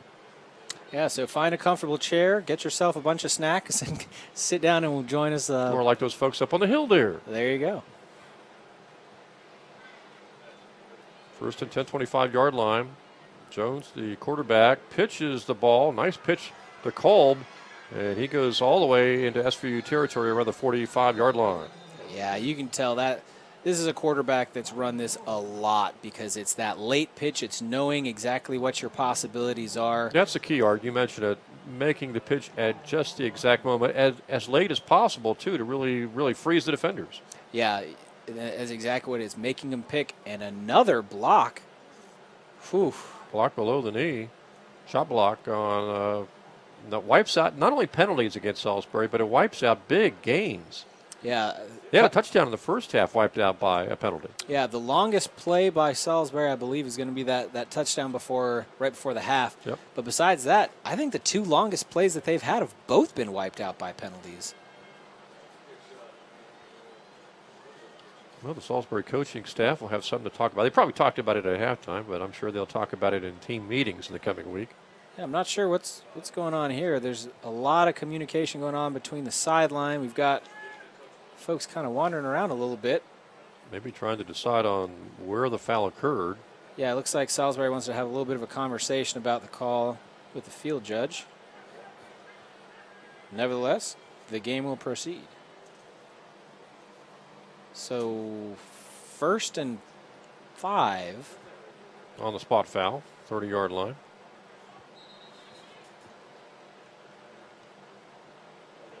I'm not sure they have the down marker right on that, though. That's. The referee is still trying to sort this out. Whatever's going on. Got some applause coming from the Salisbury side of the field. Good crowd on hand. And Art, you talked about it back in the first half, the improvements that are ongoing here at the fields at Southern Virginia University. And once they're all done, that's going to be something else. It really is. There's the master plan for this this side of the hill is really, really impressive. Have you talked about a baseball field, maybe? There's been a lot of talk about it, not on the broadcast, but Yeah. you're right. There's the mock-ups that I've seen have a baseball field up here, even behind where the stadium is. Kind of from the perspective of the camera here behind us there. You can see the tennis complex that was just finished up last year, and there's actually an additional pavilion that's construction is going to start there. I don't know if it's still active and operational, but I've seen the mock-ups of the new basketball arena, which is further down the road, I'm sure. Yeah, there's been a lot of different revisions, and I'll tell you, President Wilcox, who was just inaugurated about a week ago now, I really like what he brings to the table, and he said, we need to grow programs and they will require buildings. We don't build buildings and then try That's to right. backfill it with programs. He's clearly knows what he's doing. We all benefit from his leadership as well. So after all, the penalty is spotted off. It's at 50-yard line with the spot foul on the penalty play, which must have obviously come very towards the end of that run. And that was the fullback right there, Canonico, their top running back. Hard to believe that Canonico actually has more carries than the quarterback Jones because Jones likes to keep that ball quite often on the option play, although today he's been pitching it off a lot. Yeah, especially considering it's his call. That's the thing on the option. The quarterback, should he choose to, could keep it every single possession, but clearly he's trying to spread it out a little bit. 2nd and 5. And the Jones, the running back on that play, kept the ball, didn't give it to the fullback. Probably wishes he had because SVU knocked him down for a loss. Yeah, and we should also acknowledge it is a very difficult thing as a camera operator to keep track of the ball on these plays as well. So knowing when it's a fake, when it's not, when it's the dive, when it's the sweep, when it's the keeper, it all looks the same. So getting that kind of perspective, thanks again to all of our folks on cameras for doing the best they can to follow a very, very intricate offense. If you're the defense, you just hit everybody, right? Yeah, just as long as everybody's on the ground, you're probably in good shape. 3rd and 7.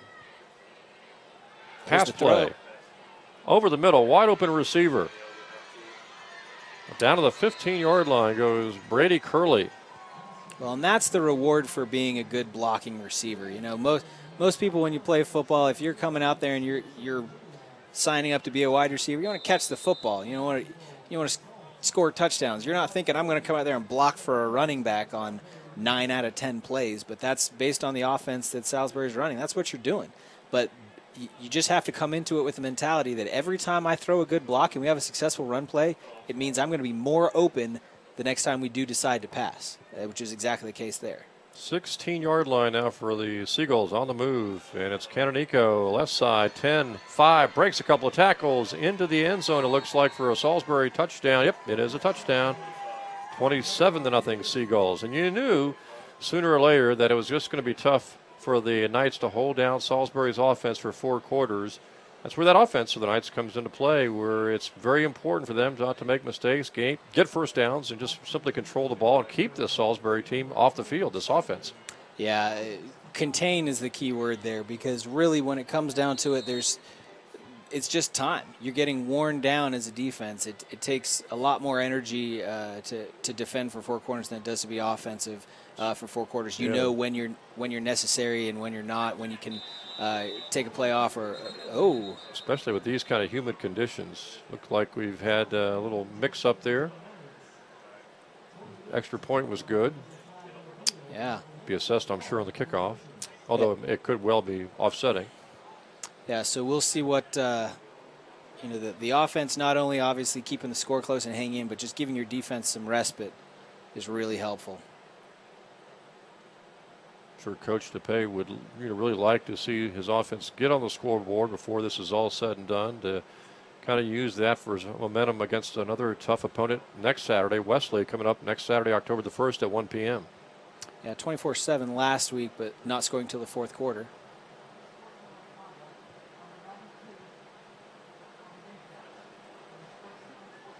So they do call it against the Knights, unsportsmanlike conduct, which will probably result in a very short Salisbury kickoff. And here's where you got to be careful too, which after the assessment on the kickoff, where they're going to actually kick it off from, Art, you got to watch out for an onside kick. Yeah. Because when you're that close, what have you got to lose? Yeah. We talked a lot about in the first quarter and going into the beginning of the second quarter about saying, look, the frustration has to be sitting on Salisbury. They expect to be further ahead, and they're not. Well, now Southern Virginia's got to feel like, well, we should be closer, right, based on how well we played earlier on, and the frustration's starting to come back the other way. So some of the penalties, some of the frustration mistakes that we saw from Salisbury have now switched and are now facing the Knights. You've got to keep your head in situations like that. And you got to look out for the onside kick right here from the 50-yard line. Certainly. Because if they don't recover it, unless there's a run back, obviously, SVU would probably have it inside their own 40. And that's probably worth a gamble if you're the Seagulls. Very much so. You have to imagine they feel like they've got something to prove after the way that first quarter went.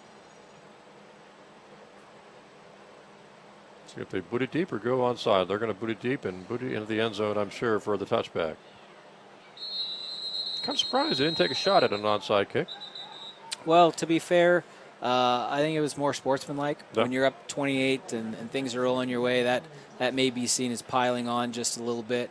So a dignified thing to do. But at the same time, there are a limited number of opportunities to really practice an onside kick in a full game scenario. You can only get an analog so close in practice to an actual game. So an opportunity to do that is valuable. So I could see the argument should they decide to do it. Then it was a good chance going into the ball game today throughout the contest to kind of use this game as a measuring stick to see exactly where this program for the Knights football program is when it comes to maybe arguably the toughest team in the New Jersey Athletic Conference. And that first half showed the Knights have made great strides over the last year or so.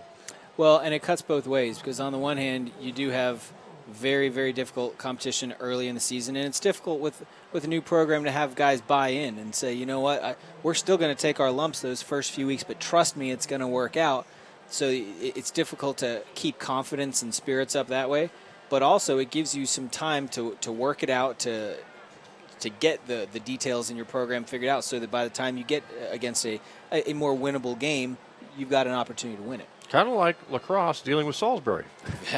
Very true, Jim, very true. Hey, Jones got banged up a little bit, so Honeycutt is the new quarterback. He'll run the option play to the right side. Good game by the Knights. That is Lakeith Hopkins. And he got across the 30 up to around the 35-yard line. Well, there's flashes like that where the Knights offense, you can see plays that really come together that are really, I think it's really the crispness that they run it, because it's very difficult to run the triple option at a high rate of speed, really getting your crisp assignments going. And when you do that, it's very difficult to stop. But it's when you run it at 80%, and you're trying to get your assignment, that it also gives the defense a lot more time to react and adjust to it. That's where some gaps can come in. Third and short. Knights trying to pick up a first down. Honeycutt's going to throw for it up the right sideline. And he underthrew Beatty, and it's intercepted around the 41-yard line by the Seagulls. Second pickoff they have had today. Yeah, Beatty expecting it to go longer and look back a little bit too late to adjust to the route. And an underthrown football becomes Salisbury's possession. So the Seagulls will take over at the 41-yard line. Well, now is the danger zone if you're the Knights. You have to stay high energy. You have to stay positive. Things have certainly trended against you in the last 12 minutes. I mean, frankly, the last 12 minutes of game time, all 28 points have come. And really, you just have to, if you're the Knights, offense and defense you just have to kind of forget about the score right now as Canonico blasts ahead for about 6 to 7 yards up to around the 47-yard line. Yeah, you're right. Forget about the score. It's next just play. Treat it as a 0-0 game, I guess. Yeah, next play. Because there's no 28-point play in football. So stop the down now, get the ball back, do what you can defensively, and then try to just start trending back in a good direction. And Salisbury, that's very tough to do when you've got so many weapons on offense like they do, with Jones the quarterback, Canonico the big running back right behind him, and then those option plays where Jones has been pitching at the last second all day long. Movement along the line. Jones going to throw in and out of the hands of the intended receiver as he was trying to hit Damian King. Yeah, good coverage that time by Christopher as well. Freshman out of Atlanta on the outside. You can see right in frame there, number 19.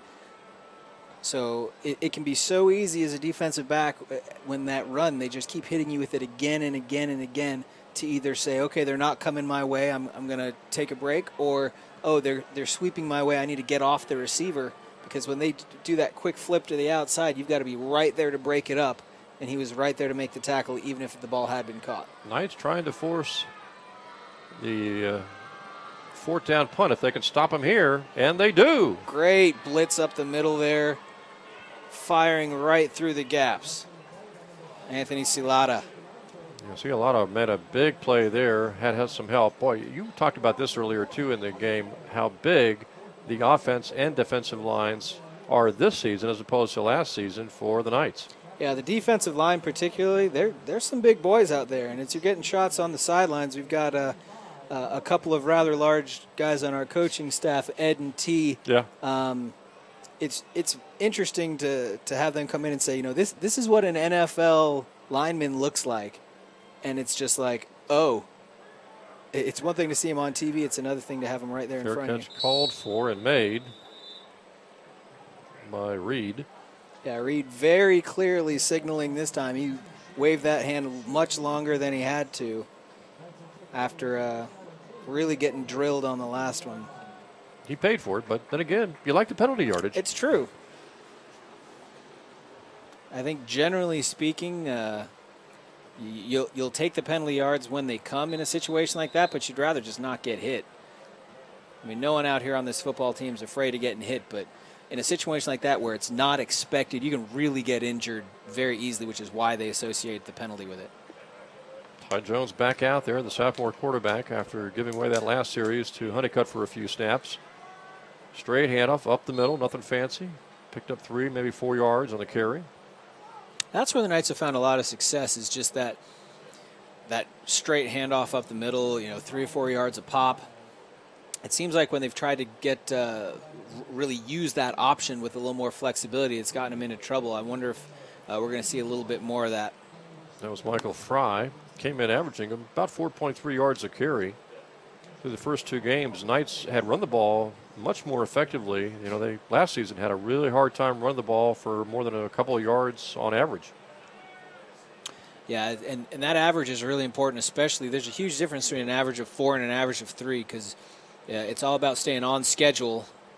And there goes Jones over the left side to the 31-yard line for a first down. Great gap, and you can see him tucking that as well. When he decided he was not pitching it, it's pulling that up in tight, not giving the opportunity for the fumble.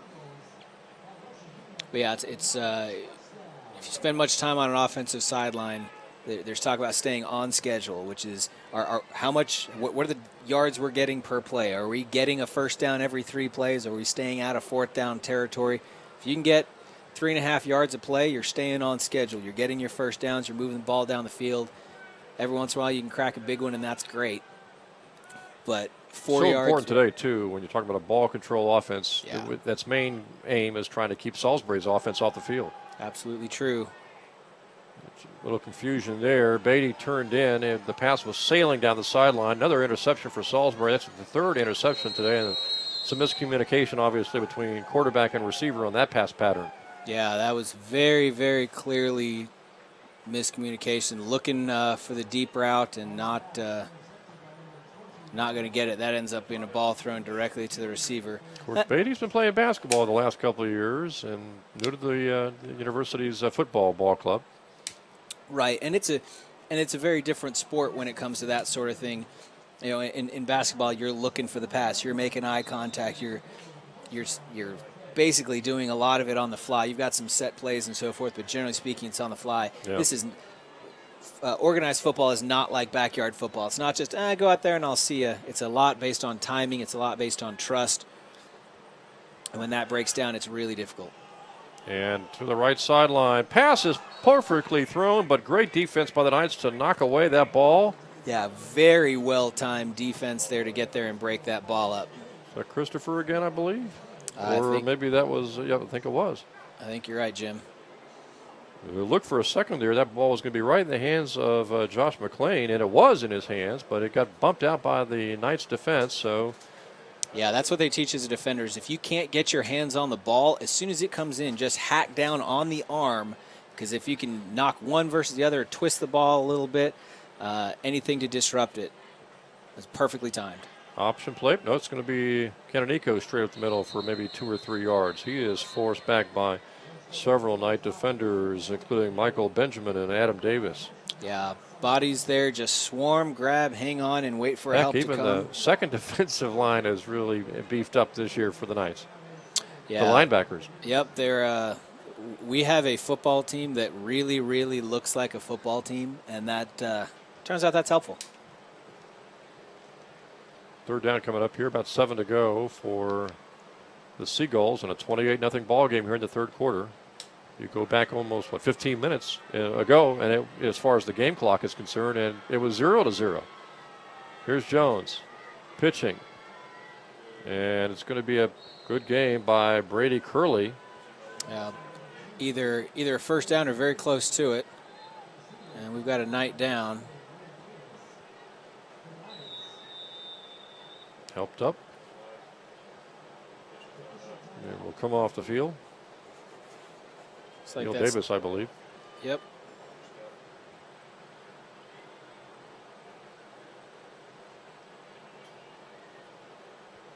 And very close to a first down. It looks, yep, they did get it. So it's first down, Seagulls, 17-yard line of the Knights. Yeah, right there in the red zone again. And then the Knights have kind of struggled in the red zone so far today. They've done a lot better stopping in the other 80 yards of the field. But I believe Salisbury has scored every time they've gotten in the red zone. We'll see if they can break that streak here. Dennis is the fullback. It looked like he got an extra half-step start. Yeah, and definitely. Goes into the end zone for a touchdown. It looked to me like he rose out of his stance before the ball was snapped. Yeah. And got a half-step start on that play, Art, but there's no flags. Yeah, that was okay. He definitely rose up before the ball was snapped to the quarterback. But it goes as a Salisbury touchdown, their 5th touchdown of the ball game. Well, and unfortunately, that means that red zone offense or red zone defense struggle continues.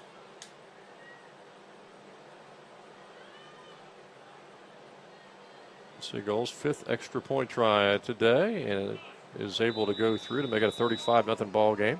Boy, Richie Sparrow just has some wheels coming around the outside there. He's been very close to blocking several kicks today. Yeah, he didn't miss that one by much.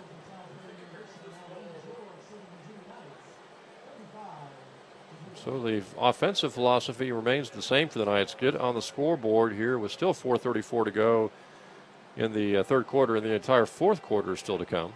Well, and it's this kind of adversity that really can forge a team, though, because, you know, you're looking over there. We've got that shot of the sideline now. There's some folks with their heads down. It's just a little bit. But you've also got guys walking up and down the sideline saying, look, it's time to take some pride in what we're doing. It's time to say, you know what, let's be honest, we might not win this ball game. Let's get on the scoreboard. Like you said, or let's limit this. There's still very positive things that we can do here. And it's not even the worst thing to have, you know, this bad taste in your mouth looking at Wesley next week. Right. Just try to do some positive things in the remainder of the third quarter, end of the fourth quarter for the offense, especially something that you can use really as a springboard to that Wesley game next Saturday. Exactly. What can you build on now to help you next week?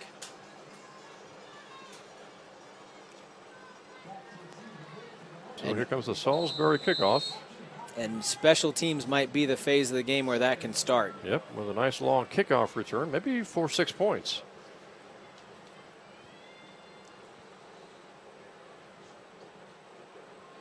High kickoff, may not be returned. Let's see, a couple of yards deep in the end zone, going to be returned. Yeah, I don't know about that one. I think that's Lakeith Hopkins, and he did not get back to the 20, down to the 19. Yep, Lakeith on the run back there. Yeah, Hopkins is a very gifted kick returner. He's got a low center of gravity, kind of cuts back and forth. He's kind of your Barry Sanders type, just really turns on a dime. I wonder, though, that there's a lot of extra effort that goes into getting that out of the end zone, and most of the time it's ended up right about the 20-yard line. I wonder if they may want to consider just taking a knee on a few of these. But again, the fight is good, the desire to get more out of it. Yeah, nothing to lose as the Knights forge ahead on the offense, get across the 20 up to around the 22 or 23. Pickup of about 3, almost 4 yards that time by Seth Hansen, junior running back. Hansen, Michael Fry especially have been doing a majority of the carrying in the first couple of games this year, but one of the top carries of the ball game today was Shea Reed around the right side earlier, I think, in the second period. Yeah, and we've also mentioned Ty Jones keeping it a few times himself, and has had some success doing that. I think probably the third longest carry of the game by him. Jones going to keep it this time. Cuts it around the right side and gets to the 29, very close to the first down. Marker may have another first down. Yeah, speaking of, a good gain there. And you have to preserve that threat in the triple option. If you don't have a quarterback who's willing to tuck and run, then that means it's just one other assignment that the defense knows they don't have to cover. And you're right, Art. He really is a tough, gritty kid. Yeah, he bounces right back up. Yeah, he's taken some shots, and He's smart enough. We can tell by the Earlham game he's smart enough when he's there's one thing about playing injured, and then there's playing hurt. And when he's injured, he's going to come out and be smart about it. But when he's hurt, you can play through that, and he jumps up and is ready to go on the next one. First down, Knights, 30-yard line. Trying to keep this drive going with that first down. And they'll run left side this time. Pitch the option. Good block on the end, at least momentarily.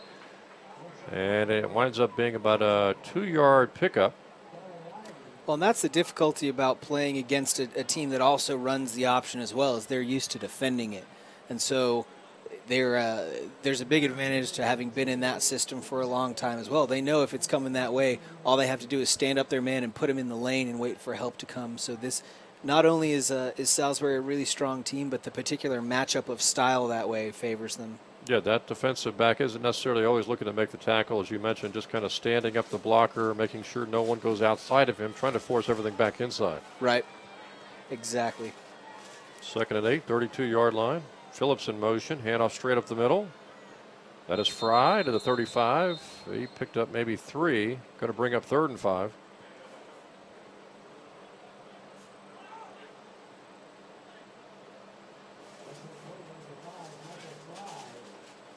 Fry checks out. Hansen's in. Yeah, so the offense has really got to come together now and just get that little extra energy, just shifting that little extra gear so we can get those 2- and 3-yard plays to become 3- and 4-yard plays. Again, staying on schedule, getting first downs. They're at a time where that's really important. And they really have chosen the running game, not the short passing game, to try to pick up this yardage as they go with the option again, pitching at the last second, swarming defenders, and it's going to wind up being about a 2-yard loss. Yeah, it was a good, it's perfectly timed on the pitch, and it's so difficult as the adrenaline kicks in. You know you're about to get hit like that, to get that soft pitch exactly where you need it, to not kind of frantically just throw the ball away. That was really well played, but outside contain had broken down just a little bit, which left him not a whole lot of room, whole lot of places to go. Well, when Lakeith Hopkins stands next to John Harris, he kind of looks like gigantic, doesn't he?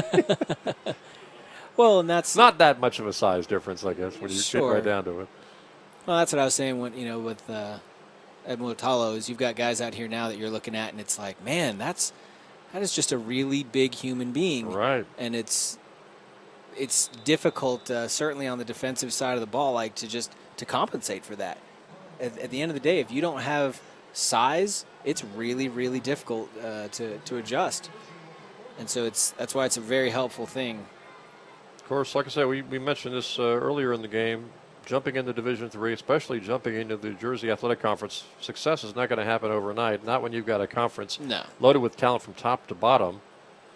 And it's like that in a lot of other sports. Earlier, we were joking about the lacrosse coaches trying to deal with Salisbury, trying to get their programs up to that. And boy, that would be a heck of an achievement. Eventually, get into D3 and then achieve what the Salisbury lacrosse program has done. Yeah, that's that dream. Oh, great pushed off there. Good block and out of bounds for about a 13-yard pickup is the ball carrier Ryan Kolb. Yeah, it was a good block, but also good defensive effort there. Mitch Rome out of Firth, Idaho. You can tell it wasn't just, okay, my job's to push this guy, so I'm going to push him a little bit. He's trying to shove him into the quarterback, into the running back, get some contact, slow him down a little bit. Actually did trip him up. This defense is still fighting. First down game by Salisbury, so they've got a 1st and 10, 44-yard line of the Seagulls. Pass play this time. They're going to go bomb. Right side, man open, and he dropped the ball as the horn sounds for the third quarter. It looked like the receiver, King, had a step on the defender, Art. Maybe the horn kind of froze him off a little bit because he kind of bobbled that ball, obviously, at the very last second. Well, tight coverage as well. I think there's a little bit of a height advantage that the Knights defender was able to have, sticking that hand out by Christopher, which certainly helped. But at the end of the day, 14 points in the third quarter, not ideal. But, hey, 35 total after 3. and I hate to keep harping on it, but last year this was bad. This was a very bad scenario, and it's also I've heard some people really kind of displeased with Salisbury last year that they ran the score up. Yeah. I don't think that's the case. There were numerous running backs that were scoring in that game. You see 91, you figure it's got to have occurred, So. Yeah, but it seems like they really did try to pull off just a little bit, and at least as far as I can tell, they're pedal to the metal right now, hitting 35, and so that's a very, very different situation. And we'll see here, obviously, in the fourth quarter when the Salisbury offense is on the field, if they bring back their starters, I guess. Mm-hmm. Well, and whether they do or not, to be it's kind of like inflation, like $1 million now versus $1 million 50 years ago is a very different thing. We should be very careful to say it's 35 now versus 91 then. It's on a fluctuating scale there as well. And Jones, the starting quarterback, is back out there on a 2nd down and 10 after going 1st and 10 with a bomb and having it dropped deep in the SVU territory. They run straight dive. And the ball pops loose at the last second. Did the whistle blow? It looked like the ball was coming loose when we heard the whistles, but apparently they're going to say that play was blown dead. Close, though. Because it looked like the ball carrier, Canonico, was still struggling ahead for extra yardage. Yeah, it's a difficult thing for a referee in that situation. You want to make sure that it's stopped before somebody gets injured. Lots of things when it's stood up like that, it's a dangerous situation, but you also want to make sure that it plays out. That's just one of those situations where it was very, very close. Most of the time, 99 times out of 100, it doesn't matter. It's when the play's dead, the play's dead. There, not so much. 3rd and 10, 45-yard line. Jones to throw. Slant pattern. Has his receiver pulled loose at the last second, and that was Richie Sparrow again. He's had a big day today. He really has, man. He's been exactly where he needed to be when he needed to be there. That time reaching in, breaking it up. Did the same thing on the sideline earlier. He has been just a rock in the secondary today. And at a huge time as well, now bringing up 4th down. Forces Salisbury into a punting situation. Not really thinking comeback here, Art, but 4th quarter, down by 35. You just stop Salisbury. If you can get on the scoreboard, maybe you can get some momentum for the Wesley game coming up next Saturday. Very possibly. Out of bounds. Nope, stays in bounds and takes a nice roll for the night. It's going to be 38-yard line or so. Yeah, that works out pretty well. Not bad field position starting for the Knights, and I do not recall exactly, but I believe Salisbury did not punt once last year in this contest as well, and that's at least their 2nd so far today. So the Knights defense able to get some stops. Very good stuff. Then I guess their penalty yardage today has outpaced last year's game too.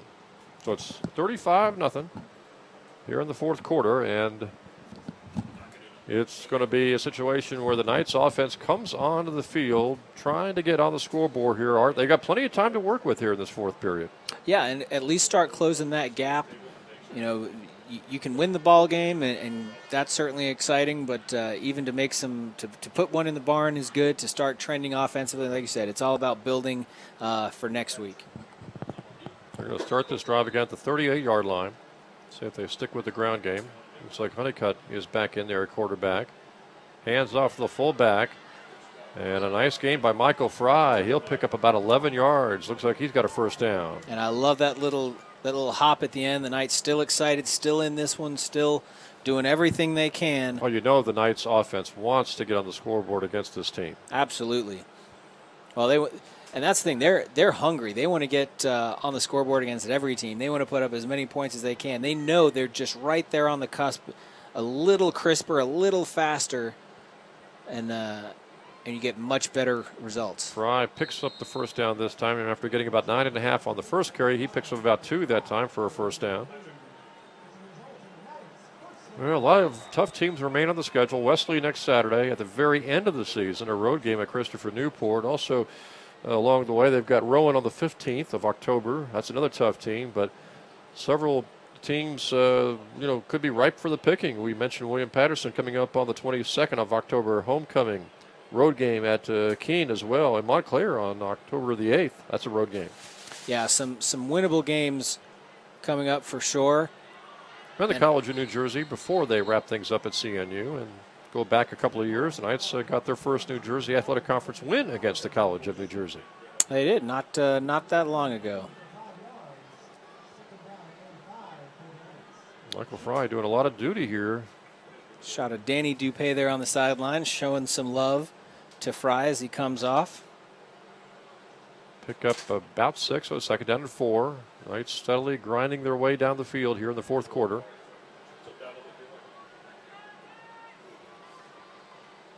That is Hansen up the middle, straight dive again. Picked up maybe a yard and a half.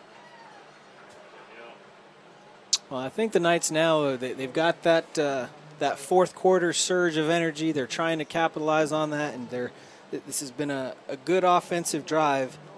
It will... I don't want to say it'll all be for naught if they can't get in the end zone. Even this kind of momentum is good, but you know they would love to cap it off with some points. Most importantly, just keep fighting. As you mentioned, you never want to give up on a team like against Salisbury, as Hansen dives ahead, and now you're within a yard and a half of the first down marker. Fourth down coming up, and needless to say, I would imagine they'll go for it here. And if they do go for it, which is highly likely here, Art, on a fourth and about a yard and a half, do you just quick huddle here and go another dive maybe? They do reset very quickly. Salisbury just getting into stances. Quarterback is Brendan Smith. Got a man in motion. They may be just trying to draw Salisbury offsides and then maybe go to a timeout and then maybe set up a play. We'll see. Saw a lot of that last week. Nope, they're going to try to draw them off and then they're going to call a timeout, I would imagine. Saw a lot of that last week against Frostburg. Had a lot of success with it, frankly, drawing them offsides. Now they're going to run the play. And it's straight up the middle. Let's see if the forward progress to the 40, it looks like enough for a first down. Very close. Inches either way. Well, you really hope they picked it up, especially when it comes down to inches, but we've got an illegal motion, which will make it fourth down at about 6 to go. Well, he'll decline it. They'll decline it. The Salisbury coach will decline it if he's given the opportunity and if they didn't pick up the first down. But it looks like they're going to wave off the play and penalty. There'll be no decision on it. Yeah, we'll have to see what the result there is. I think he's just straight up accepting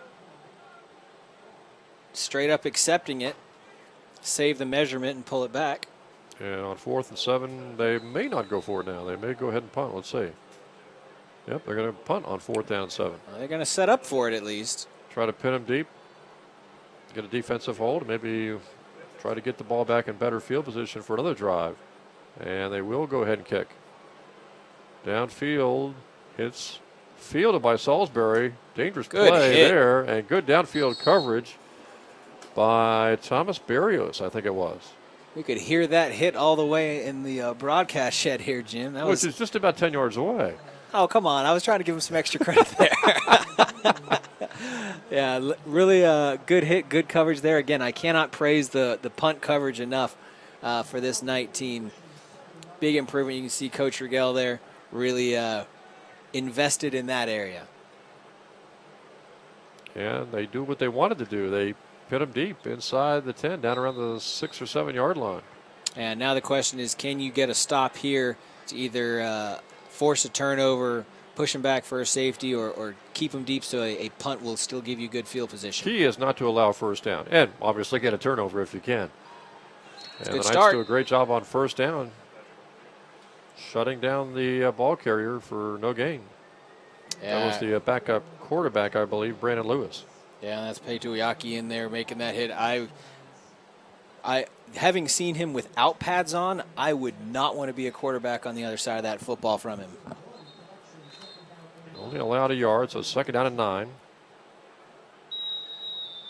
Timeout going to be taken, looks like.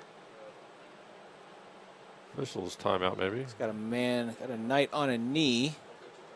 Not sure what's going on there. Adam Davis. He's had a good game today as well. One thing we haven't seen that I have noticed in this kind of hot, muggy weather is cramps.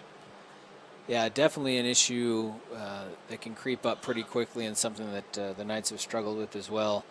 Good to see both teams doing well with that so far. Gain of only a yard. 2nd down and 9. Will Salisbury play very conservatively, stay on the ground? Or will they throw on 2nd down and 9 as the Knights try to hold him without allowing a first down and get the ball back for the offense? Well, throwing's certainly dangerous in this area of the field. You throw an interception, and, well, if you're going to do it, you go long. They'll pitch.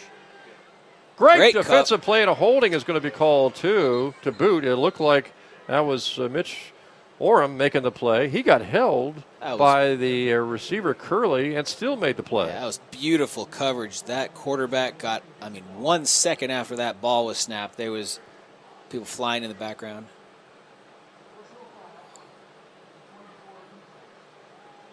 Looks like they call the face mask on the Knights. So even when you get a great defensive play, it still comes back to Hacha on the. It looked to me like there was a hold, but instead they rule face mask on the Knights. Yeah, that one really hurts. The Knights have been doing such a good job pinning them back, holding them. That would have pretty much sealed it and compelled Salisbury to either come up with a big play or punt. Instead, first down, Salisbury, 24-yard line.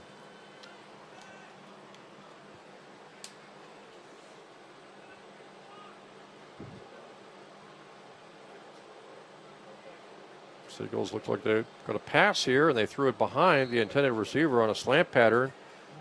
Quarterback was trying to hit Ryan Kolb. Yeah, not sure he had a choice. If he would have thrown it in line to his receiver, there was a big hand from the defensive lineup, which I think would have been in his way. That's great to see as well, of course.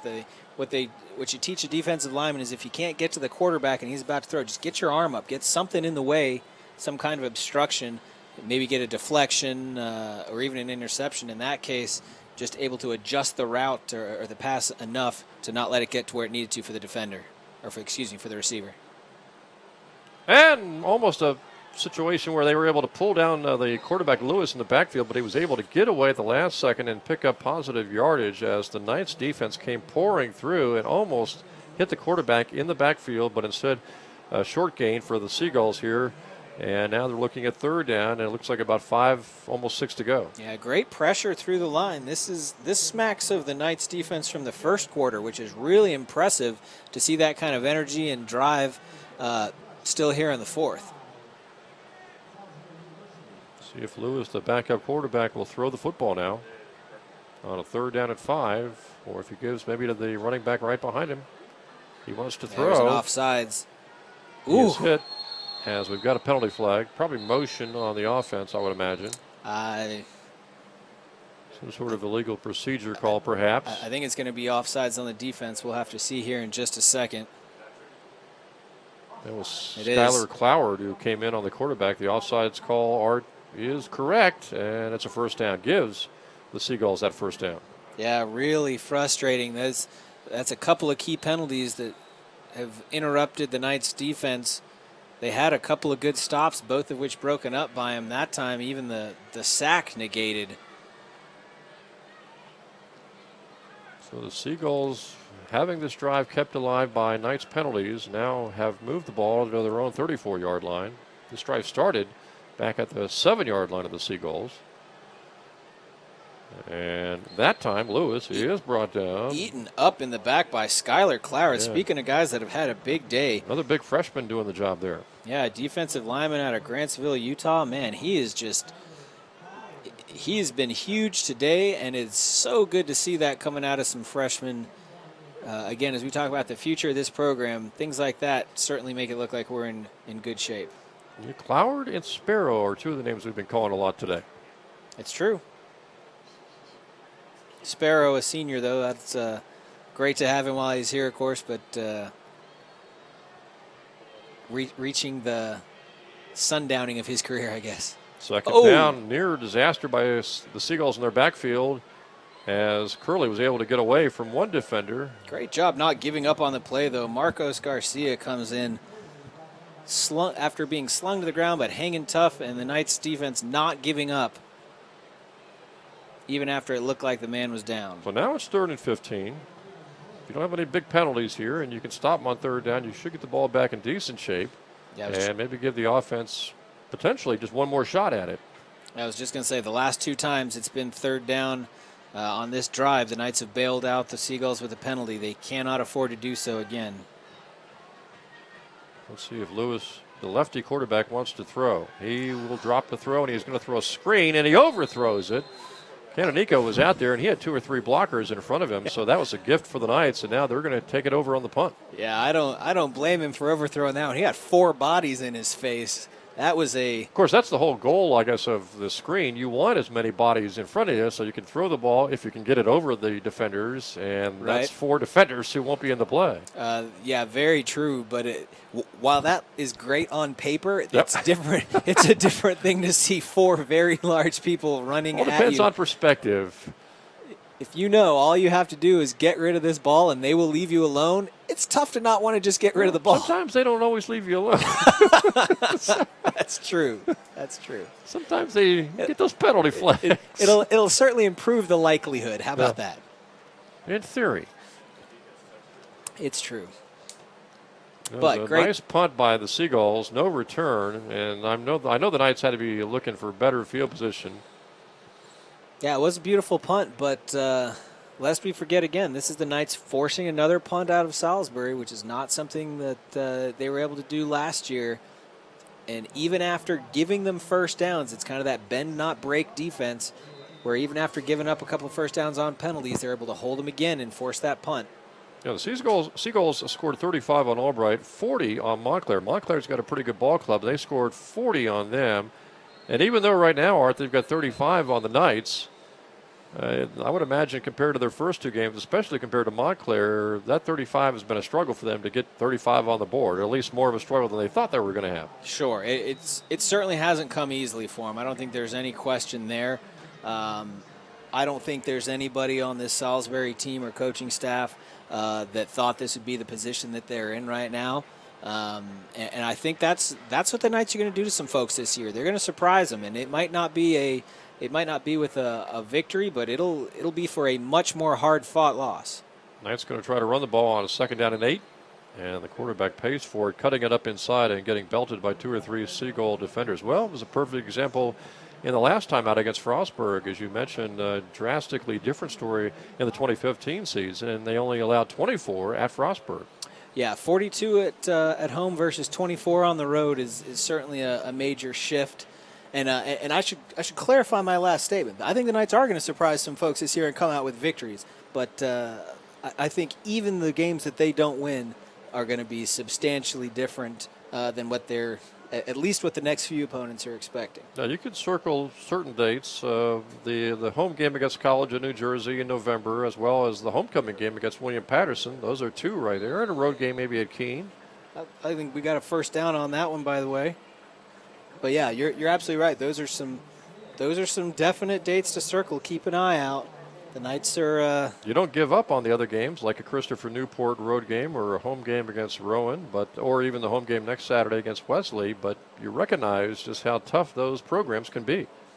Well, and on the one hand, it is a first down. By the way, the Knights continuing that drive. On the other hand, it actually cuts against you. The better you do in these early games, the more teams feel like they have to prepare for you later on. Good timing. At the last second. Nice block, too.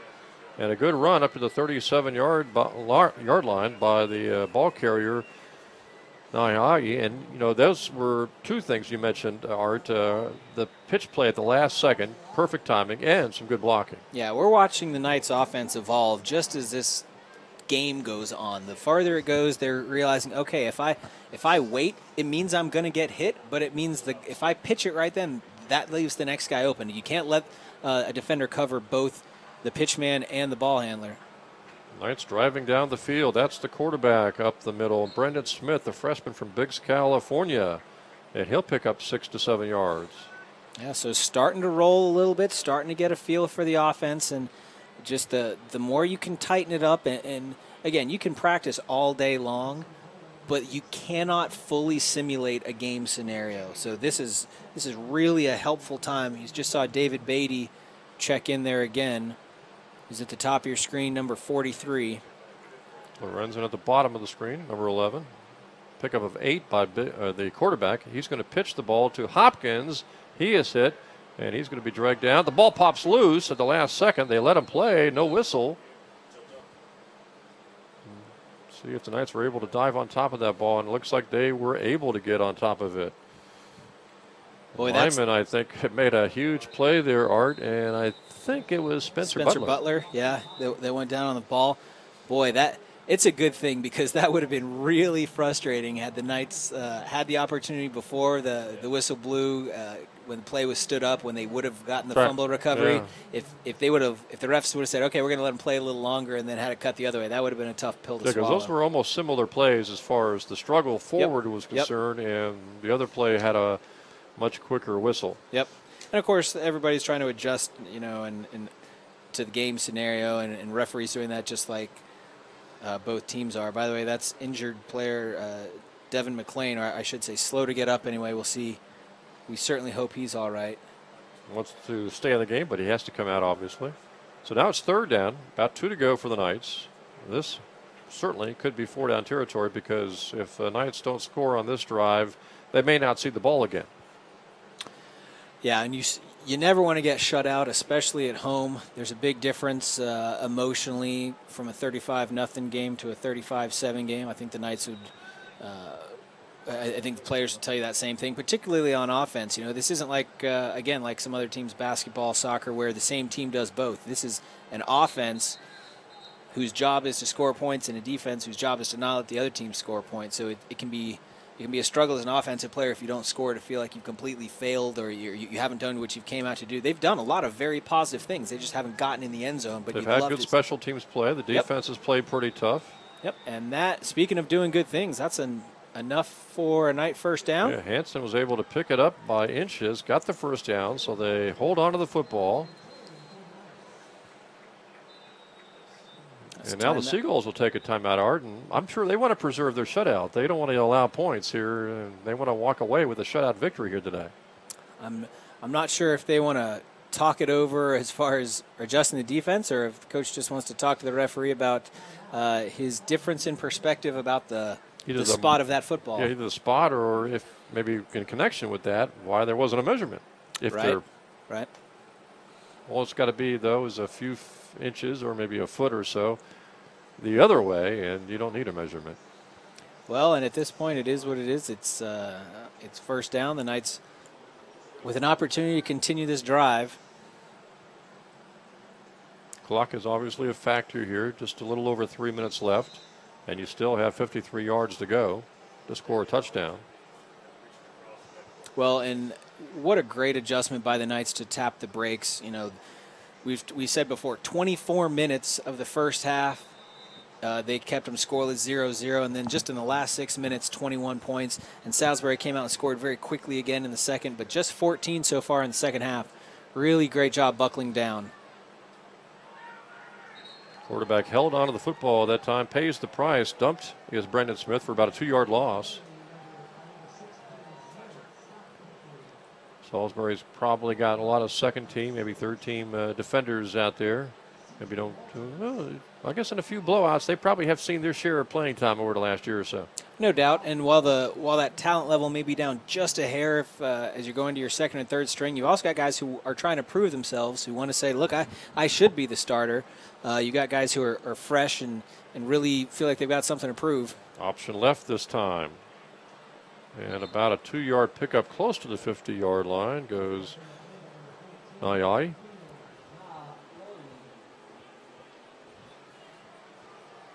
Looks like our scoreboard is frozen. Just to keep you updated, the clock is at 2 minutes and 30 seconds and rolling.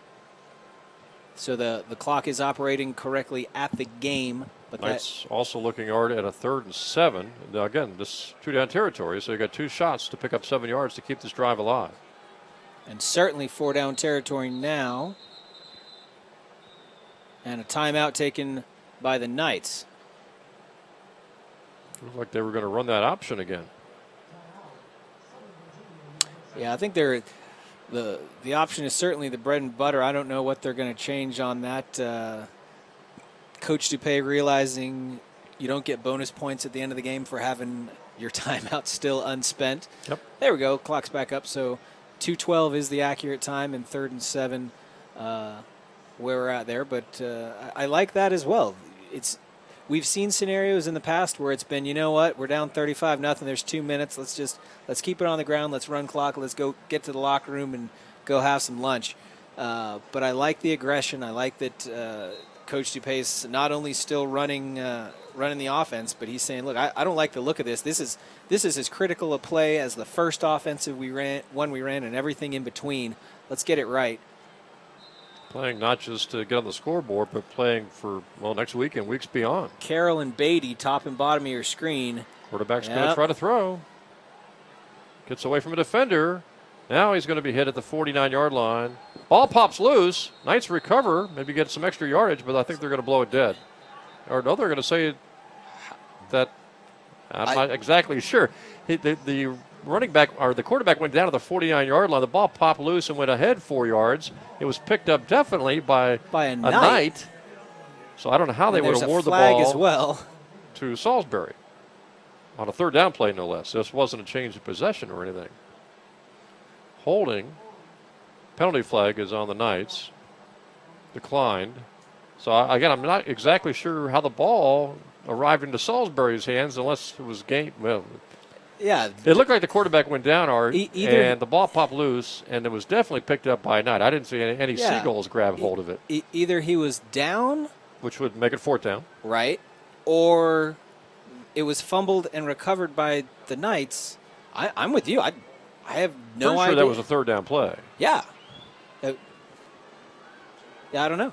So the ball is taken over by the Seagulls, and that might have been the last chance here for the Knights to get on the scoreboard with just a couple of minutes left here in this football game.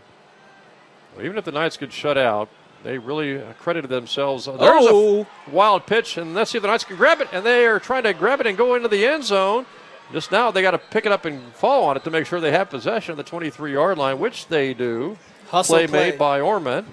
So Orman makes the recovery. And now it's going to be Knights football with still plenty of time left on the clock, Art, and it looks like around the 23-yard line of Salisbury. So they still have a chance here to get on the scoreboard. So, sometimes karma just comes back and rights this ship for you. It's the referee's job to make sure that everything stays equitable. And I guess sometimes when that doesn't happen, there's still a force greater than that, which can find ways to equalize things. So the Knights still with an opportunity, and now the best field position that they've had, the 23-yard line, so close to the red zone. Brendan Smith stays out there as quarterback. Carroll Fry is Beatty. the tailback. Fry gets the handoff, and he gets good yardage. He's all the way down to the 16-yard line before he's knocked down. Gain of at least 6 and maybe 7. Knights will go without a huddle. Yeah, time of the essence at this point. They do have 2 timeouts. You don't want to leave any time on the clock if you do score for Salisbury to respond. 2nd and 4, 17-yard line.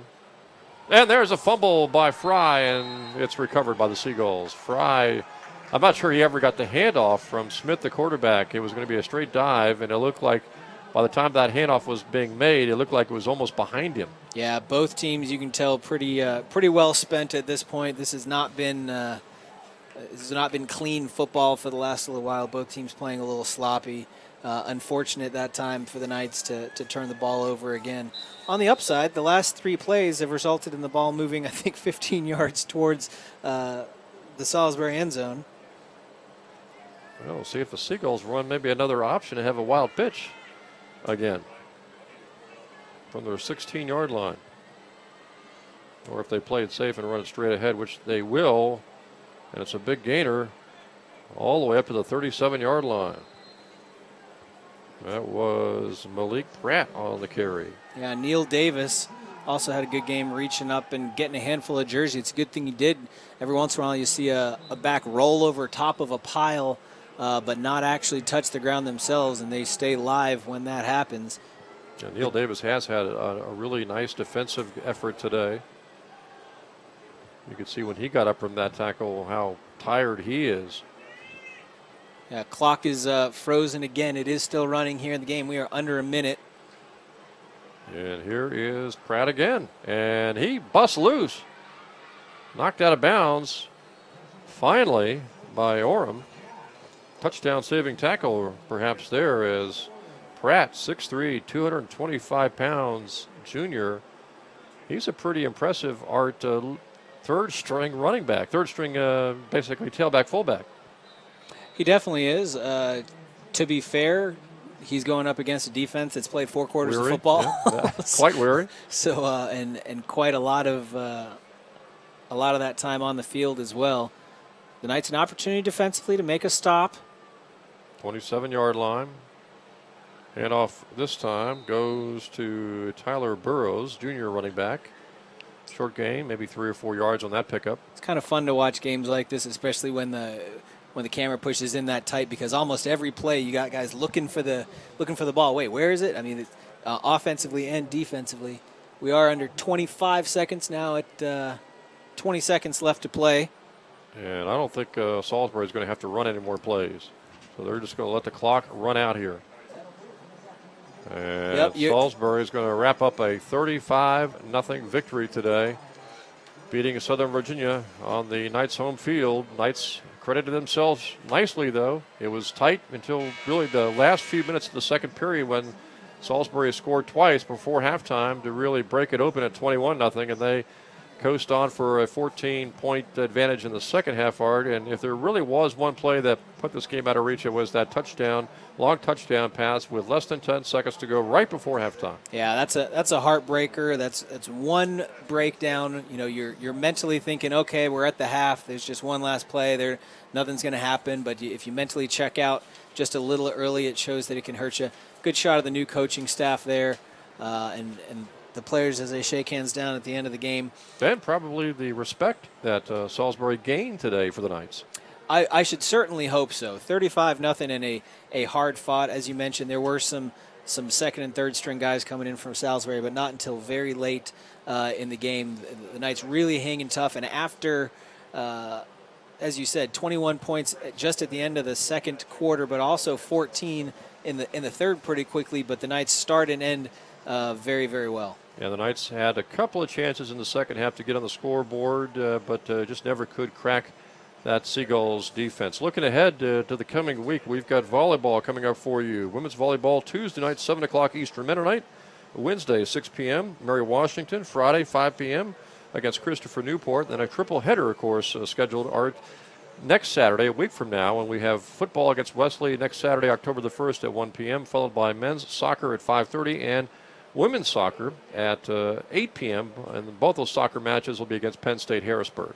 Yeah, a lot of stuff going on athletically over the next week at Southern Virginia. Lots of exciting stuff, and we've talked about a lot of the changes here in the physical facilities up on campus at the fields and the new coaching staff. Lots of things going on with the Knights football team, but there's exciting things happening all across the board in Southern Virginia athletics. So a great time to tune in, a great time to watch. And next Saturday, the football opponent will be another tough one in the New Jersey Athletic Conference. Next Saturday, October the 1st at 1 p.m., Wesley comes to town. Yeah, it'll be a tough contest, but I think I bet you anything Wesley's going to take a look at the final score of this one, and they may take maybe a little harder practice this week than they expected it to be with the Knights on the schedule for next Saturday. Yeah, the weather, the humid conditions probably wore the Knights down in the second half, Art. And again, just several big plays by Salisbury late in that second quarter really put this game out of difference to completely change the complexion of the game. Yeah, very true. But the Knights have a lot to be proud of. A lot of things went really well for them. And I will say one last time, 35-0 is a far cry from 91-7. It's just a trend in a very positive direction. So a big effort tonight by the Southern Virginia University Knights. They play one of the best, maybe the best team perhaps in the New Jersey Athletic Conference. Very tough today. Salisbury improves now to 3-0 on the season. Knights drop to 1-2 on the season. And again, we'll be hosting another tough New Jersey Athletic Conference team in Wesley. That'll be coming up next Saturday, October the 1st at 1 p.m. As you see, the coaches are talking to their players, probably thinking, oh, got to put this one behind us now, get ready for Wesley next Saturday. You know, I'm actually going to disagree with you there, Jim. I think he's and well, you may be right. If it's me up there as Joe Dupay, I'm saying, guys, this is a great team that you played really well. There's lots of things to change. There's lots of things that we need to adjust to. Highlight the positive, I'm sure. Yeah, there's a lot to be happy about with the result of this game. He will never be happy with a loss. That's just the kind of fighter that Coach Dupay is. But I think there's a lot to be excited about. Especially pleased with the defense and the special teams today. Yeah, and some of the youngsters that we pointed out, there's a lot to be excited about for the future of the program as well. And that's really one of the hard things I think about being a head coach is you're worried about this play, but you're also worried about this drive, and you're worried about this quarter and this half of this game, but also this season and this, next season in the program. There's all kinds of views, and you can't really completely disregard any of them. You have to keep all of them in mind as you're looking at the decisions you make for your program. On the opposite side of the field, the Seagulls, I'm sure their coaches are going to remind them about those penalties, probably, especially the first half penalties that cost them a touchdown or two, and say you can't do that against upcoming teams like maybe Rowan or CNU. Oh, absolutely, and I think also if you're the head coach of Salisbury, anytime you need motivation, you're pointing it to Southern Virginia, the preseason number 10 team in the NJAC, and saying you couldn't score on them in the first quarter. Right. You almost didn't score them in the first half. Halftime, yeah. Yeah. So if you need some motivation, that's the spot you go to. And contrastingly for the Knights, if you need a little pick me up, it's hey, you held a really, really tough team, a D3 top 25 team, scoreless in the first quarter. Yeah, 15th in the country. Yeah, there's some potential there. So a great effort by the Knights from all four quarters, especially that first half where they really took it to the Salisbury Seagulls, and now they'll just have to carry over that effort to next Saturday, October the 1st, taking on Wesley. Yeah, the potential is there for sure. I think if anything else they can feel that from this game is it's when they play at a high level, they can hang with anybody. Now it's just getting the consistency to continue to do that. I think this proves the system works, and it'll get people to buy in. Now it's just really buckling down and focusing every single play and being consistent. So make sure you join us again next Saturday for Southern Virginia University football, as the Knights will be hosting Wesley next Saturday at 1 p.m. And don't forget, we've got volleyball also coming up Tuesday night, Wednesday night, and Friday as well. That's going to wrap things up here from the fields at Southern Virginia University. Final score against Salisbury, 35. The Knights, nothing. For Art Furler and all the crew here at the fields at Southern Virginia University, I'm Jim Bresnahan. Thanks again for joining us today.